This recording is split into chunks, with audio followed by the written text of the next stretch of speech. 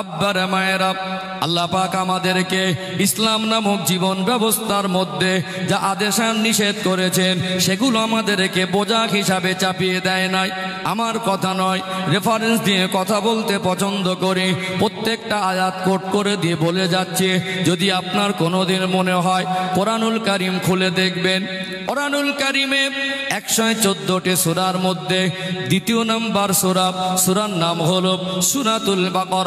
এটা কোরআনুল কারীমের সব থেকে বড় সূরা। ছোট বড় আয়াত মিলিয়ে সূরাতুল বাকারার মধ্যে 286টি আয়াত আছে। সর্বশেষ আয়াত 286 নাম্বার আয়াতের সূচনায় আল্লাহ দয়াময় স্পষ্ট করে জানিয়ে দিলেন, লা ইউকাল্লিফুল্লাহু নাফসান ইল্লা উসআহা। ওরে আমার বান্দা, ওরে আমার বান্দি, আমি আল্লাহ তোমাদেরকে আমার আদেশ নিষেধ তোমাদেরকে বোঝা হিসাবে চাপিয়ে দেই না। আল্লাহর কোন হুকুম, আল্লাহর কোন আদেশ নিষেধ ইসলামের শরীয়তে আল্লাহ এবং রাসূল দ্বারা আমরা যা আদেশ হিসাবে পেয়েছি, যা নিষেধ হিসাবে পেয়েছি, আল্লাহ আমাদের ক্ষমতায় কোলাবে না, সাধ্যের বাইরে এমন কিছু চাপিয়ে দেয়নি। আল্লাহ বলছেন যেটা তোমরা পারবে, তোমাদের দ্বারা যেটা হবে এমন হুকুম তোমাদেরকে দিয়েছি। অর্থাৎ ইসলাম নামক জীবন ব্যবস্থাটা এটা মানুষের জন্য বোঝা হতে পারে না। আল্লাহর কথা কি, কোন হুকুম আল্লাহ আমাদেরকে বোঝা হিসাবে চাপিয়ে দেয়নি। এখানে যদি আপনার কাছে কোনো হুকুম বোঝা লাগে, ভারী লাগে, অপারক আপনার নিজের থেকে মনে হয়, তাহলে বুঝতে হবে আপনি ইসলাম জিনিসটাকে বুঝতে পারেন নাই। অর্থাৎ এখানে আল্লাহর যত আদেশ নিষেধ আছে এক একটা করে ব্যাখ্যা দিতে গেলে একজন আলেম হিসাবে 2 ঘন্টায় তো সবটা ব্যাখ্যা দেওয়া সম্ভব নয়। আপনাদের বোঝানোর জন্য যত হুকুম আছে তার থেকে বড় বড় 2-4টে হুকুমের আমি ব্যাখ্যা দিতে পারি, যার দ্বারা এই আয়াতের ব্যাখ্যা স্পষ্ট হয়ে যায় যে আল্লাহর কোনো আদেশ আমাদের জন্য বোঝা নয়। যখন আপনার কাছে ইসলাম জিনিসটা সহজ হয়ে যাবে, যখন আপনার কাছে মনে হবে এটা আমি পারবো, যখন আপনার কাছে মনে হবে এটা আপনার জন্যই, যখন আপনার কাছে মনে হবে এটা আপনার শান্তির জন্য, কল্যাণের জন্য, তখন আপনার কিন্তু ইসলামের প্রতি আপনার ভক্তি ভালোবাসা বেড়ে যাবে। ইসলামের পথে প্রতিষ্ঠিত হওয়া আপনার জন্য সহজ হয়ে যাবে। কথা ঠিক না বেটি? ইসলাম জিনিসটাকে বোঝাতে হবে। তাহলে ইসলামটাকে যদি না বোঝাতে পারি, ইসলামের পথে আপনাকে প্রতিষ্ঠিত করানো সহজ হতে পারে না। সম্মানিত ভাইরা, এখানে আল্লাহর যা আদেশ নিষেধ আমরা যা করি না, পারবো না বলে নয়, অপারক বলে নয়, বরং আমরা আল্লাহর অবাধ্য বান্দা, নাফরমান বান্দা, এটা আমাদের একরকম বদমাইশি, এটা আমাদের একরকম নাফরমানি। চলুন একটু ক্লিয়ার করে দিই। আল্লাহ যত হুকুম আছে তার মধ্যে রোজা একটা বড় হুকুম। কি হুকুম? ছোট হুকুম না বড় হুকুম? রোজা একটা বড় হুকুম। এবং পৃথিবীর সর্বস্তরের মানুষ এটা জানে যে সারাদিন কিছু না খেয়েই থাকতে হয়। সারাদিন ফজর থেকে নিয়ে মাগরিব পর্যন্ত কিছু না খেয়ে থাকতে হয়। সাধারণত কোনো জেনারেল শিক্ষিত মানুষ ইসলামের জ্ঞান না থাকার কারণে অথবা পৃথিবীর কোনো অন্য ধর্মাবলম্বীর কাছে এরকম একটা প্রশ্ন জাগতে পারে যে রোজা এমন একটা হুকুম, সারাদিন একটু পানীয় পান করতে পারবে না? এটা প্রশ্ন জাগতে পারে না? প্রশ্ন রাখতে পারে না? তবে আমি বলবো আল্লাহ এতটাই আমাদেরকে বোঝা হিসাবে চাপিয়ে দেয়নি যেটা আমরা পারবো না। এখানে একটু ক্লিয়ার করি। ও ভাইজানেরা, সোনার মানিক যুবকেরা, আব্বারা মায়েরা, 100 ভাগ মায়াকে নিয়ে আল্লাহ দয়াময় 2 ভাগে ভাগ করলেন। 1 ভাগ মায়াকে আল্লাহ একদিকে রাখলেন, 99 ভাগ মায়াকে আমার আল্লাহ আর একদিকে রাখলেন।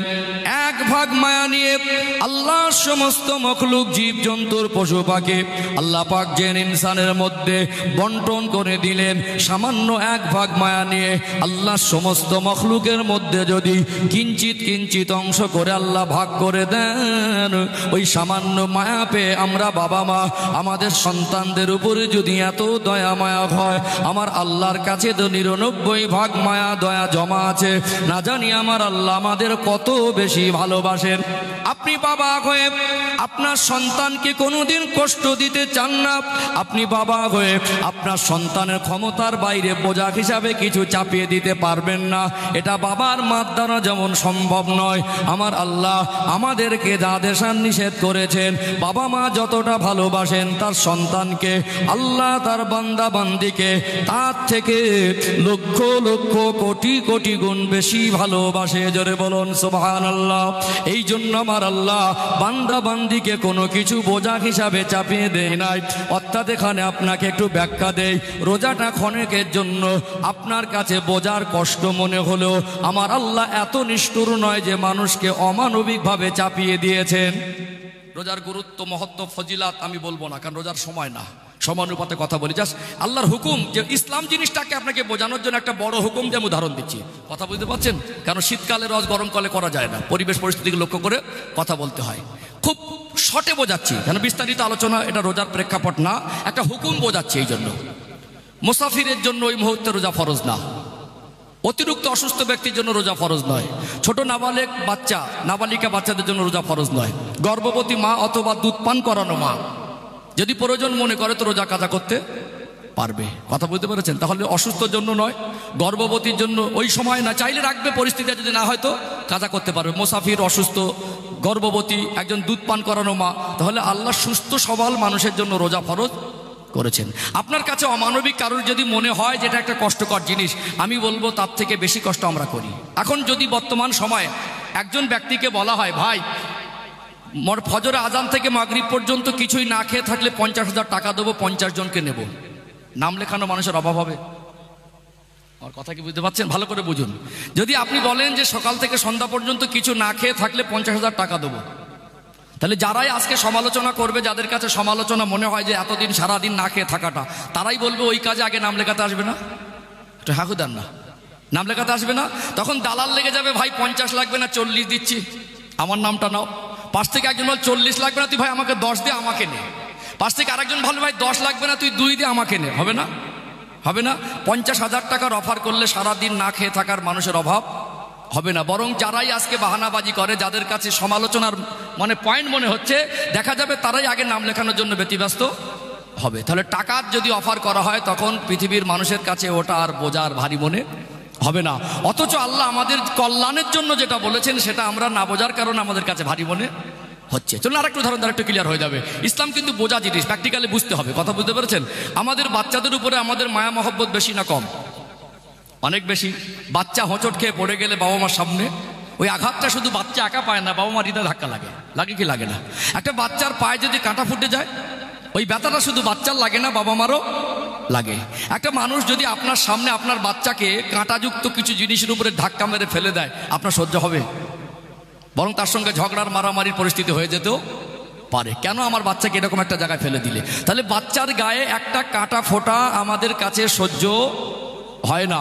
অথচ সেই বাচ্চা যখন কঠিন আর জটিল রোগে আক্রান্ত হয়, যদি ডক্টর বলে অপারেশন করা লাগবে, আমরা 2 লাখ টাকা দেই, জমি বিক্রি করে টাকা দেই, ভিক্ষা করে টাকা দেই, আবার ডক্টরকে বলি আপনি পেটটা কাটেন, আমাদের অসুবিধা।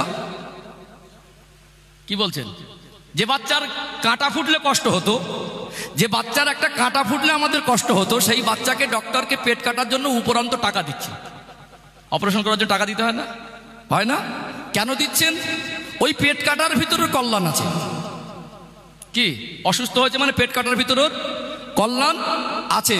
উপরান্ত আপনাকে একটা কাগজে সিগনেচার সই করতে হয়, যদি কোনো কারণবশত বাচ্চাটার কোনো দুর্ঘটনা ঘটে যায় বা মারা যায়, জটিল কোনো অপারেশন হলে, তাহলে হসপিটাল কর্তৃপক্ষ এবং ডাক্তার কোনো রকম দায়ী থাকবে না। যে বাচ্চার পায়ে কাটা ফুটলে আপনার আঘাত লাগতো, সেই বাচ্চার পেট চিরে দেওয়ার জন্য এবং ডক্টরখানায় পয়সা দিয়ে ভর্তি করে এমনকি মরা বাঁচায় আপনার কোনো দায়িত্ব, মানে তাকে দায়ী করবেন না, এরকম একটা বিষয় আপনি সই করতে নিজে বাধ্য হলেন। সেটা কি ভালোর জন্য না খারাপের জন্য? একটা মানুষের সুস্থ করার জন্য ওটা অমানবিক মনে হয় কি? ওটা অমানবিক মনে হয় না। তাহলে আপনি বলুন, আল্লাহ আমাদের যদি সৃষ্টিকর্তা হয়, আমাদের 60-70 বছর বেঁচে থাকতে গেলে এই শরীরটা কিভাবে সুস্থ থাকবে, এই শরীরটা কিভাবে ফিট থাকবে, শরীরটা কিভাবে ভালো থাকবে? পৃথিবীতে আল্লাহ বলছেন কোরআন শরীফে, ওয়াইন তাউদ্দু নি'মাতাল্লাহি লা তুহসুহা, বান্দাবান্দি তোমাদেরকে আমি এত বেশি নিয়ামত দিয়েছি, আমার নিয়ামতের শুকরিয়া আদায় করে তোমরা শেষ করতে পারবে না, আর গুনে গুনে শেষ করতে। ওয়াইন তাউদ্দু নি'মাতাল্লাহি লা তুহসুহা, তোমরা যদি এক এক করে গোনো, আমার নিয়ামত গুনে গুনে শেষ করতে পারবে না। অর্থাৎ আল্লাহ যত নিয়ামত দিয়েছেন তার মধ্যে অন্যতম একটা বড় নিয়ামত হলো শরীরের সুস্থতা। শরীরের সুস্থতা, অর্থাৎ এই শরীরের সুস্থতা কিভাবে থাকবে আল্লাহ ভালো জানেন। এই জন্য আমাদের 11 মাস ইচ্ছা মতো যা ইচ্ছা তাই খাই, অনিয়মে খাই। আল্লাহ যেভাবে খেতে বলেছেন, যে খাদ্যগুলো হালাল করেছেন, সেগুলো ছাড়াও আমরা মাথা ডিঙে আমাদের মতো করে পণ্ডিত অর্জন করে যেগুলো মনুষ্য জাতির খাদ্যের তালিকার অন্তর্ভুক্ত না, মনুষ্য জাতির খাদ্যের জন্য উপযুক্ত না, সেই খাদ্যগুলো আমরা মাঝে মাঝে ভিতরে ঢুকিয়ে দেই। তাহলে আজকে দিনে আল্লাহ যদি রোজা ফরজ করেন, আল্লাহর কোনো হুকুম আমাদেরকে বোঝা হিসেবে আল্লাহ চাপিয়ে দেয়নি, আর কোনো হুকুমের ভিতরে মনুষ্য জাতির অকল্যাণ নেই, বরং আদেশ মানার ভিতরে কল্যাণ, নিষেধ মানার ভিতরে কল্যাণ। মানুষ সামান্য জ্ঞান পেয়ে যদি বুঝেও করে কল্যাণ, না বুঝেও করো সেটা কল্যাণ। অর্থাৎ এই 1 মাস রোজা রাখার ভিতরে মনুষ্য জাতির জীবনের শারীরিক মানসিক সর্বদিক থেকে উপকারিতা আছে না নেই? ওর যদি ব্যাখ্যায় যায় তো একটা রোজার বিষয়ে বড় হুকুম নিয়ে পর্যালোচনা করলে কয়েক ঘন্টা দরকার। বর্তমান সময়ে চিকিৎসা বিজ্ঞান, জাপানের বিখ্যাত বিজ্ঞানী রোজাকে নিয়ে, রোজার রাখার ভিতরে যে শারীরিক উপকারিতা আছে, রোজা রাখার ভিতরে যে শারীরিক উপকারিতা আছে, এটা বর্তমান চিকিৎসা বিজ্ঞান স্বীকার করেছে। সর্বধর্মের মানুষ এটা স্বীকার করে কি করে না? তাহলে এটা আমাদের জন্য আল্লাহ বোঝা হিসাবে চাপিয়ে দেয় নাই। আপনি এখানে একটু বুঝতে হবে, তাহলে আল্লাহর হুকুম আমাদের জন্য বোঝা নয়, আমাদের জন্য বোঝা নয়। এক মায়ের গর্ভে 2টো সন্তান, কটা সন্তান? 2টো সন্তান, টুইন্স বা যমজ, কয়েক সেকেন্ড বা কয়েক মিনিটের ব্যবধানে দুনিয়া এসেছে। গর্ভে ছিলেন একসঙ্গে, ভূমিষ্ঠ হয়েছেন কয়েক সেকেন্ড বা কয়েক মিনিটের ব্যবধানে। এক মায়ের দুধ পান করেছেন, এক বাবারই সন্তান। রাস্তার ধারে 2টো দোকান ছিল, 2 ঝাঁপ 2 ভাই সমান নিয়েছেন। বাবার যা জমি ছিল সমান সমান ভাগ পেয়েছে। একটা সময় গিয়ে একটা ভাই ধনী আর একটা ভাই গরিব, হয় না? হয় না? এখন আল্লাহ যাকে অর্থ দিয়েছেন তাকেই বলেছেন জাকাত দাও, যাকে অর্থ দিয়েছেন তাকেই বলেছে কুরবানি করো, যাকে অর্থ দিয়েছেন তাকেই বলেছেন হজ করো। যতদিন না আল্লাহ তাকে পর্যাপ্ত একটা নির্দিষ্ট অ্যামাউন্ট সাহেবের নেশাবের অন্তর্ভুক্ত না হয়, আল্লাহ শরিয়াতের হিসাব অনুযায়ী ধনীদের ক্যাটাগরিতে না পড়ে, ততদিন তার উপরে জাকাতও ফরজ হয় না, কুরবানির হুকুম হয় না। আর মক্কা মদিনা সফর করার মতো উপযুক্ত খরচা বহন করার মতো অর্থ আল্লাহ যতদিন তাকে না দেয়, তার উপরে আল্লাহ হজ ফরজ করেন নাই। আল্লাহ তাকে অর্থশালী করেছেন, অর্থ দিয়েছেন, তারপরে বলেছেন ওই অর্থ থেকে কিচ্ছু জাকাত দাও, ওই অর্থ থেকে তুমি কুরবানি করো, ওই অর্থ ব্যয় করে তুমি হজে যাও। তাহলে 2 সন্তান এক মায়ের গর্ভে একসঙ্গে ছিলেন, যমজ টুইন্স। আল্লাহ তো বলতে পারতেন তোমার ভাই আর তুমি এক মায়ের গর্ভে ছিলে, এক মাস দুধ খেয়েছো, এক বাপের সন্তান, জমি সমান সমান পেয়েছো। ও যদি বড় হয়ে ব্যবসা করে, ধনী হয়ে হজ করে, জাকাত দেয়, কুরবানি দেয়, তোমাকেও করতে হবে, তখন বাধ্যতামূলক হয়ে যেত। তুমি অসুস্থ, তুমি দুর্বল, তুমি গরিব, তোমার জন্য জাকাত ফরজ না, তোমার জন্য কুরবানি নয়, তোমার জন্য হজ নয়, তোমার ভাইকে আল্লাহ অর্থ দিয়েছে তার জন্য। তাহলে ধনীদের জন্য হজ, জাকাত আর কুরবানি কোন রকম বোঝা হিসাবে হতে পারে না। আমার কথা কি বুঝতে পারছেন? ও ভাইজানেরা, সোনার মানিক যুবকেরা, আব্বার মায়েরা, ইসলাম নামক জীবন ব্যবস্থার মধ্যে আল্লাহ দয়াময় যা কিছু আদেশ আর নিষেধ করেছেন আমাদের জন্য আল্লাহ বোঝা হিসাবে চাপিয়ে দেয় না। যেটা আমরা পারবো না, যেটা আমাদের ক্ষমতায় কুলাবে না, যেটা আমাদের দ্বারা হবে না, আল্লাহ দয়াময় এরকম আদেশ নিষেধ একটাও দেয় নাই। আল্লাহ নিজেই কোরআনুল কারিমে বলেন, লা ইউকাল্লিফুল্লাহু নাফসান ইল্লা উসাহা। ওরে আমার বান্দা, ওরে আমার বান্দে, আমি আল্লাহ তোমাদের সাধ্যতীত কিছু চাপিয়ে দেই না, সাধ্যের বাইরে কিছু চাপিয়ে দেই না।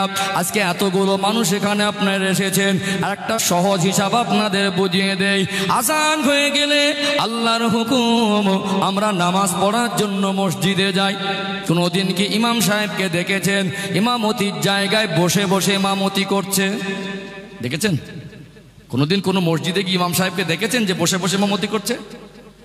আমার কথা বুঝতে পারছেন? দেখেছেন? আর দেখবেনও না।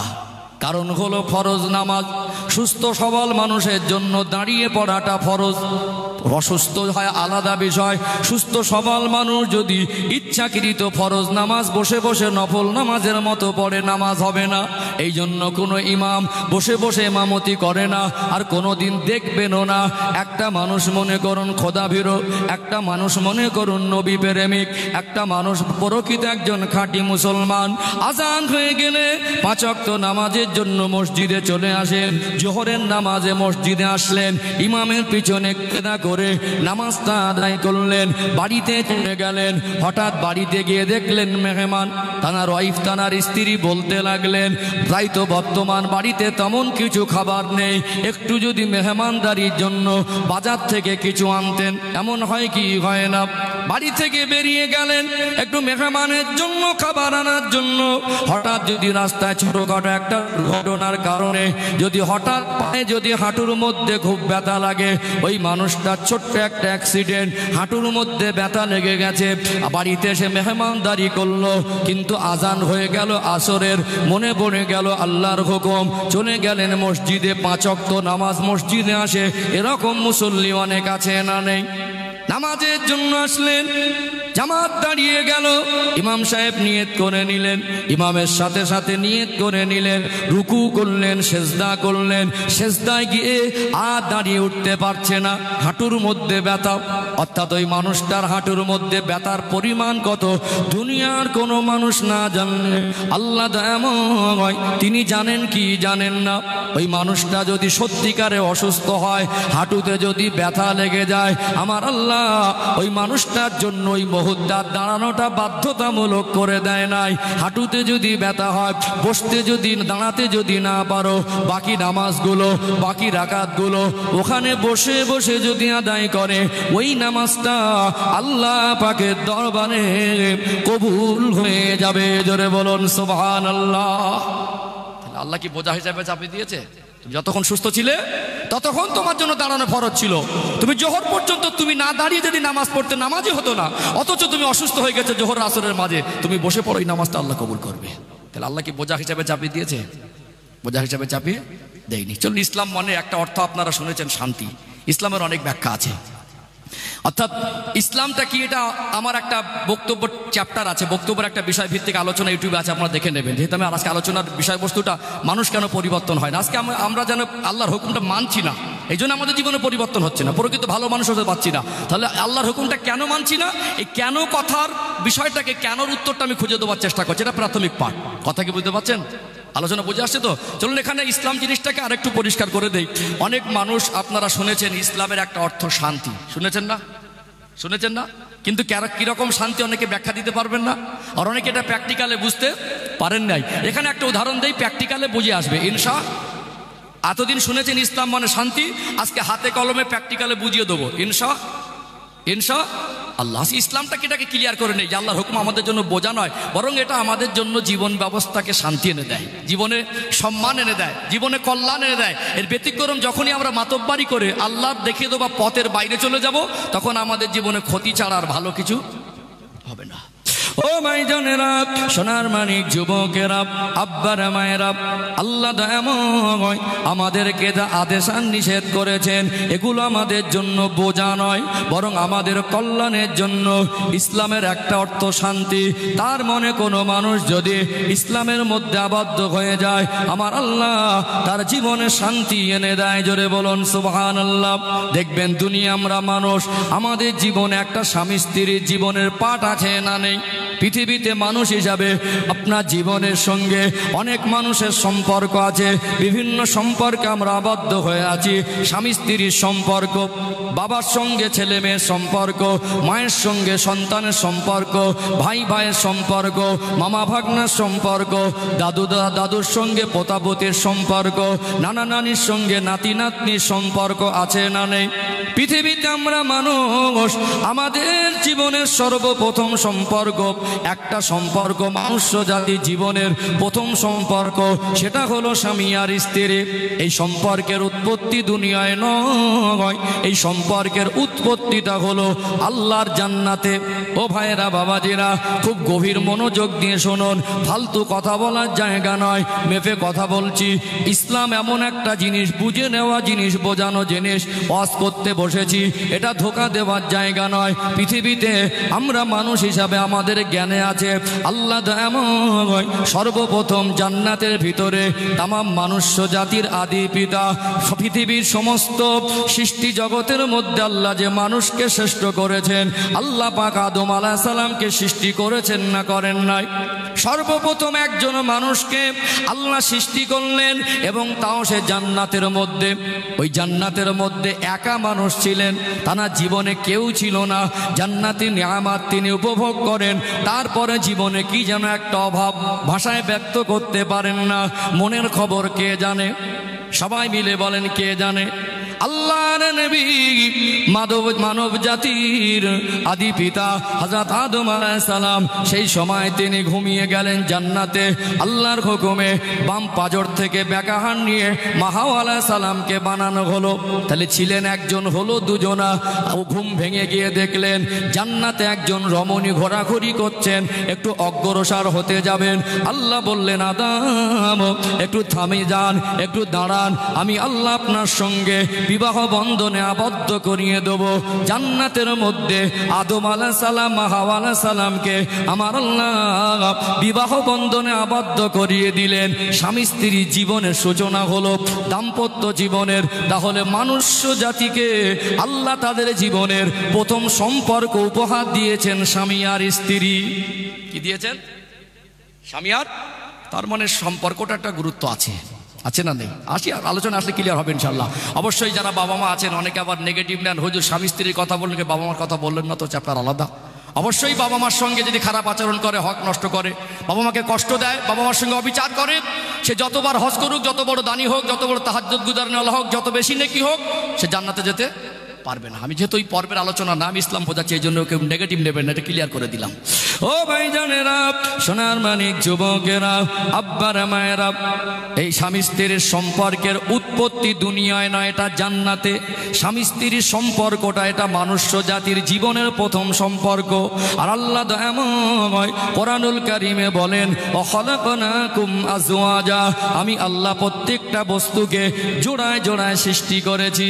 অর্থাৎ দুনিয়ার জমিনে এই মনুষ্য জাতির স্বামী স্ত্রীর সম্পর্কের বর্ণনা আমার আল্লাহ কোরআন শরীফে জানাচ্ছেন, হুন্না লিবাসুল লাকুম ওয়া আনতুম লিবাসুল লাহুন। স্বামী স্ত্রী একে অপরের উভয়ের পোশাক স্বরূপ। দুনিয়ায় কত দামি দামি বস্তু আছে, দুনিয়ায় কত দামি দামি ধাতু আছে। বর্তমান যদি আপনি 10 গ্রাম সোনার অলংকার কিনতে যান, জুয়েলারি দোকানে যেতে গেলে আপনাকে ভালো ক্যাটাগরির সোনার অলংকার 10 গ্রাম নিতে গেলে 1 লক্ষ টাকা নিয়ে গেলে ভালো হয়। দুনিয়ায় কত দামি দামি জিনিস আছে। আল্লাহ দয়াময় স্বামী স্ত্রী জীবন সম্পর্কটা পোশাকের সঙ্গে কেন তুলনা করলেন, কি বোঝাতে চাইলেন, একটু জানা দরকার আছে না নেই? আছে না নেই? মানুষের জীবনে পোশাক ছাড়া জীবন চলবে? নিত্য প্রয়োজনীয় জিনিস না? পোশাক ছাড়া যেমন মানুষের জীবন একটা নিত্য প্রয়োজনীয় জিনিস, পোশাকটা আমাদের সকলের জীবনে দরকার। এবং আপনারা যারা এত মানুষ এখানে বসে আছেন, আপনার কাছে পোশাক আছে না অন্য কেউ পোশাকের থেকে কাছে আছে? শরীরের সঙ্গে পোশাকটা আগে আছে। আবার পোশাকের কিছু বৈশিষ্ট্য আছে, দেখবেন পোশাকটা যদি বাড়ি গিয়ে দেখেন যে মানে জামাটা উল্টো হয়ে আছে, থাকে না উল্টো হয়ে, ওলট পালট হয়ে থাকে না, ওটাকে কি ছিঁড়ে ফেলে দেন না পুড়িয়ে দেন? উল্টো হয়ে থাকলে সোজা করে নিতে হয়। তাহলে পোশাক কখনো কখনো ওলট পালট হয়ে থাকে, সেটাকে সোজা করে নিতে হয়। এবং পোশাক এমন একটা জিনিস, পোশাক ছাড়া আমাদের জীবন চলবে না। পোশাক এমন একটা জিনিস সবসময় আমাদের খুব কাছের জিনিস, কাছে থাকে। পোশাকটা আমাদের জীবনে একটা সঙ্গী, কথা ঠিক না বেঠিক? আল্লাহ এটাই বোঝাতে চেয়েছেন, পোশাক এমন একটা জিনিস তোমাদের যেমন কাছের। মানুষের জীবনে একটা পর্ব শুরু হয় যৌবন জীবনে। এই যৌবন জীবনের পবিত্রতাকে বজায় রাখতে গেলে দাম্পত্য জীবন দরকার হয়। একজন সুস্থ সবল মানুষ, আল্লাহ তাকে ন্যাচারালভাবে সৃষ্টিগত বৈশিষ্ট্য দেন তানাদের জীবনে যৌবন। এই যৌবন জিনিসটা, যৌবন জীবনকে পবিত্র রাখার উত্তম পন্থা, উত্তম মাধ্যম আল্লাহ স্বামী স্ত্রীর জীবন ব্যবস্থা দিয়েছেন। বলুন সুবহানাল্লাহ। কথা বুঝতে পারছেন? এই জন্য এটা আমাদের জীবনের, এবং একটা মানুষ একটা নির্দিষ্ট সময়কে যৌবন জীবনে পদার্পণ করে তার জীবনের মনের কথা যতটা স্বামী স্ত্রী একে অপরে বলতে পারে, অতটা সব কথা বাবা মাকে বলা যায় না। স্ত্রী স্বামীর অতিরিক্ত কাছের, আর স্বামী আর স্ত্রী স্বামীর যেমন কাছের, স্বামী তেমন স্ত্রীর কাছের। ও ভাইজানেরা, সোনার মানিক যুবকেরা, আব্বারা মায়েরা, খুব গভীর মনোযোগ দিয়ে শুনুন, বিষয়টা আমি বোঝাতে চাইছি। আর একটু আগে বাড়লে বিষয়টা পরিষ্কার হয়ে যাবে। স্বামী স্ত্রী জীবনের প্রথম সম্পর্ক, মনুষ্য জাতির এই জীবনের প্রথম সম্পর্কের নাম স্বামী স্ত্রী, যার উৎপত্তি আল্লাহ জান্নাতে। এই জন্য আল্লাহ পাকে স্বামী স্ত্রীর সম্পর্কটা বোঝালেন পোশাকের সঙ্গে তুলনা করে। যদি কোনোদিন স্ত্রীর জীবনটা ক্ষণেকের জন্য ওলট পালট মনে হয়, ছিঁড়ে না দিয়ে, সরিয়ে না দিয়ে, ফেলে না দিয়ে, পুড়িয়ে না দিয়ে, ওলট পালট হলে সাজিয়ে নিও, সোজা করে নিও। স্ত্রীর ক্ষেত্রে স্বামীকেও সোজা করে নিতে হবে, স্বামীর ক্ষেত্রে স্ত্রীকেও সোজা করে করে নিতে হবে। নবী আমার বিদায় হজের ভাষণে বলছিলেন, আল্লাহ নবী তিনি বিদায় হজের ভাষণ দিয়েছিলেন, অনেক লম্বা একটা পর্ব, যে কটা কথা বলেছিলেন পৃথিবীতে আল্লাহ নবীর ওই কথাগুলোকে নিয়ে আজ যারা ইসলামিক স্কলার, আজ যারা ইসলামকে নিয়ে গবেষণা করছে, যদি বিদায় হজের ভাষণটাকে নিয়ে যদি পৃথিবীর কোনো রাষ্ট্রের সংবিধান করে দেওয়া হয়, ওই রাষ্ট্রে শান্তি কায়েম হয়ে যাবে। এত দামি কথা আল্লাহ নবী বলেছিলেন। সেই দিন নবী আমার বলেছিলেন, ও আমার সাহাবায়ে কেরামেরা, আমি রাসূলুল্লাহ জানিয়ে দিলাম, স্ত্রীদেরকে দাসী চাকরানি মনে করা যাবে না। নিজে যেমন খাবে স্ত্রীদের তেমন খাওয়াবে, নিজে যেমন পড়বে স্ত্রীদের তেমন পড়াবে। আল্লাহ নবী তিনি কোন স্ত্রীকে কোনোদিন অশ্লীল ভাষায় গালি দেয় নাই। আল্লাহ নবী কোনোদিন কোন স্ত্রীকে কোনো টর্চার করেন নাই, শারীরিক মানসিক টর্চার করেন নাই। বরং নবী আমার একটা পাত্রে স্ত্রীকে নিয়ে খেতে বসতেন, এক পাত্রে বসে আল্লাহ নবী হুজুর আমার কোনো খাদ্য খেতে খেতে নিজে নুরানি হাত দিয়ে স্ত্রীদের মুখে উঠিয়ে দিতেন। আল্লাহর নবী হুজুর আমার স্ত্রীদের এত বেশি ভালোবাসতেন। আম্মা জান হযরতে আয়েশা সিদ্দিকা রাদিয়াল্লাহু আনহা যখন গোশতের টুকরা থেকে একটু গোশত কেটে নিয়ে যখন ওই গোশতের অংশটা নিজের পাত্রে রেখে দিতেন, আল্লাহ নবী নুরানি হাত বাড়িয়ে ওই পাত্র থেকে গোশতের টুকরাটা উঠিয়ে নিজে খেতেন। একই গেলাসে এক জায়গায় ঠোঁট লাগিয়ে পানি পান করতেন। আল্লাহ নবী এটাই পৃথিবীর জমিনের মানুষকে শিক্ষা দিলেন। আন-নিসা ও নিসফুল আকাল, মহিলাদের জ্ঞান আল্লাহ সৃষ্টিগতভাবে পুরুষের তুলনায় অর্ধেক দিয়েছে। কতটা? মহিলাদের জ্ঞান পুরুষের থেকে অর্ধেক। আল্লাহ বেইনসাফি করেন নাই, আল্লাহ যা করেন সেটা তার মঙ্গল। আল্লাহ আপনাকে জ্ঞান বেশি দিয়েছেন, এই জন্য স্ত্রী দ্বারা স্বামী পরিচালিত হয় না, স্বামী দ্বারা স্ত্রী পরিচালিত হয়। যদি আল্লাহ সমান সমান দিতেন হয়তো বা সাংসারিক জীবনে শান্তি থাকতো না। যেমন আল্লাহ আপনাকে জ্ঞান বেশি দিয়েছেন, যেমন আল্লাহ আপনাকে জ্ঞান বেশি দিলেন, দায়িত্বটাও বেশি। স্বামী স্ত্রীকে বিবাহ করতে যাবে, স্ত্রী স্বামীর বাড়ি আসবে না, দায়িত্বটাও বেশি। স্ত্রী স্বামীকে মোহরানা দেবে না, স্বামী স্ত্রীকে মোহরানা দিতে হবে, দায়িত্ব বেশি। স্ত্রীকে স্বামী পরিচালনা করবে, স্বামীকে স্ত্রী পরিচালনা করবে না, দায়িত্ব বেশি। স্ত্রীর ভরণ পোষণ, স্ত্রীর পোশাক আদি, স্ত্রীর চিকিৎসার ক্ষেত্রে স্ত্রী স্বামীর চিকিৎসা ভরণ পোষণ আর পোশাক আদির দায়িত্ব নেবে না, বরং স্বামীকে স্ত্রীর দায়িত্বটা নিতে হবে কি হবে না? জ্ঞান বেশি, দায়িত্ব বেশি। দুজনে যদি সব একই সমান সমান হয়ে যায় তাহলে মিলে চলাটা মুশকিল হয়ে যাবে। দুই ভাই যদি দুজনে বলে আমি বুঝি বেশি, ও বলে আমি বেশি বুঝি, দেখবেন আল্লাহ এটা প্র্যাকটিক্যালের ব্যাপার।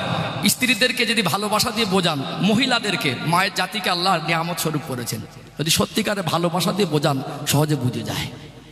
কথা বুঝতে পারছেন না? সহজে বোঝা যায় না।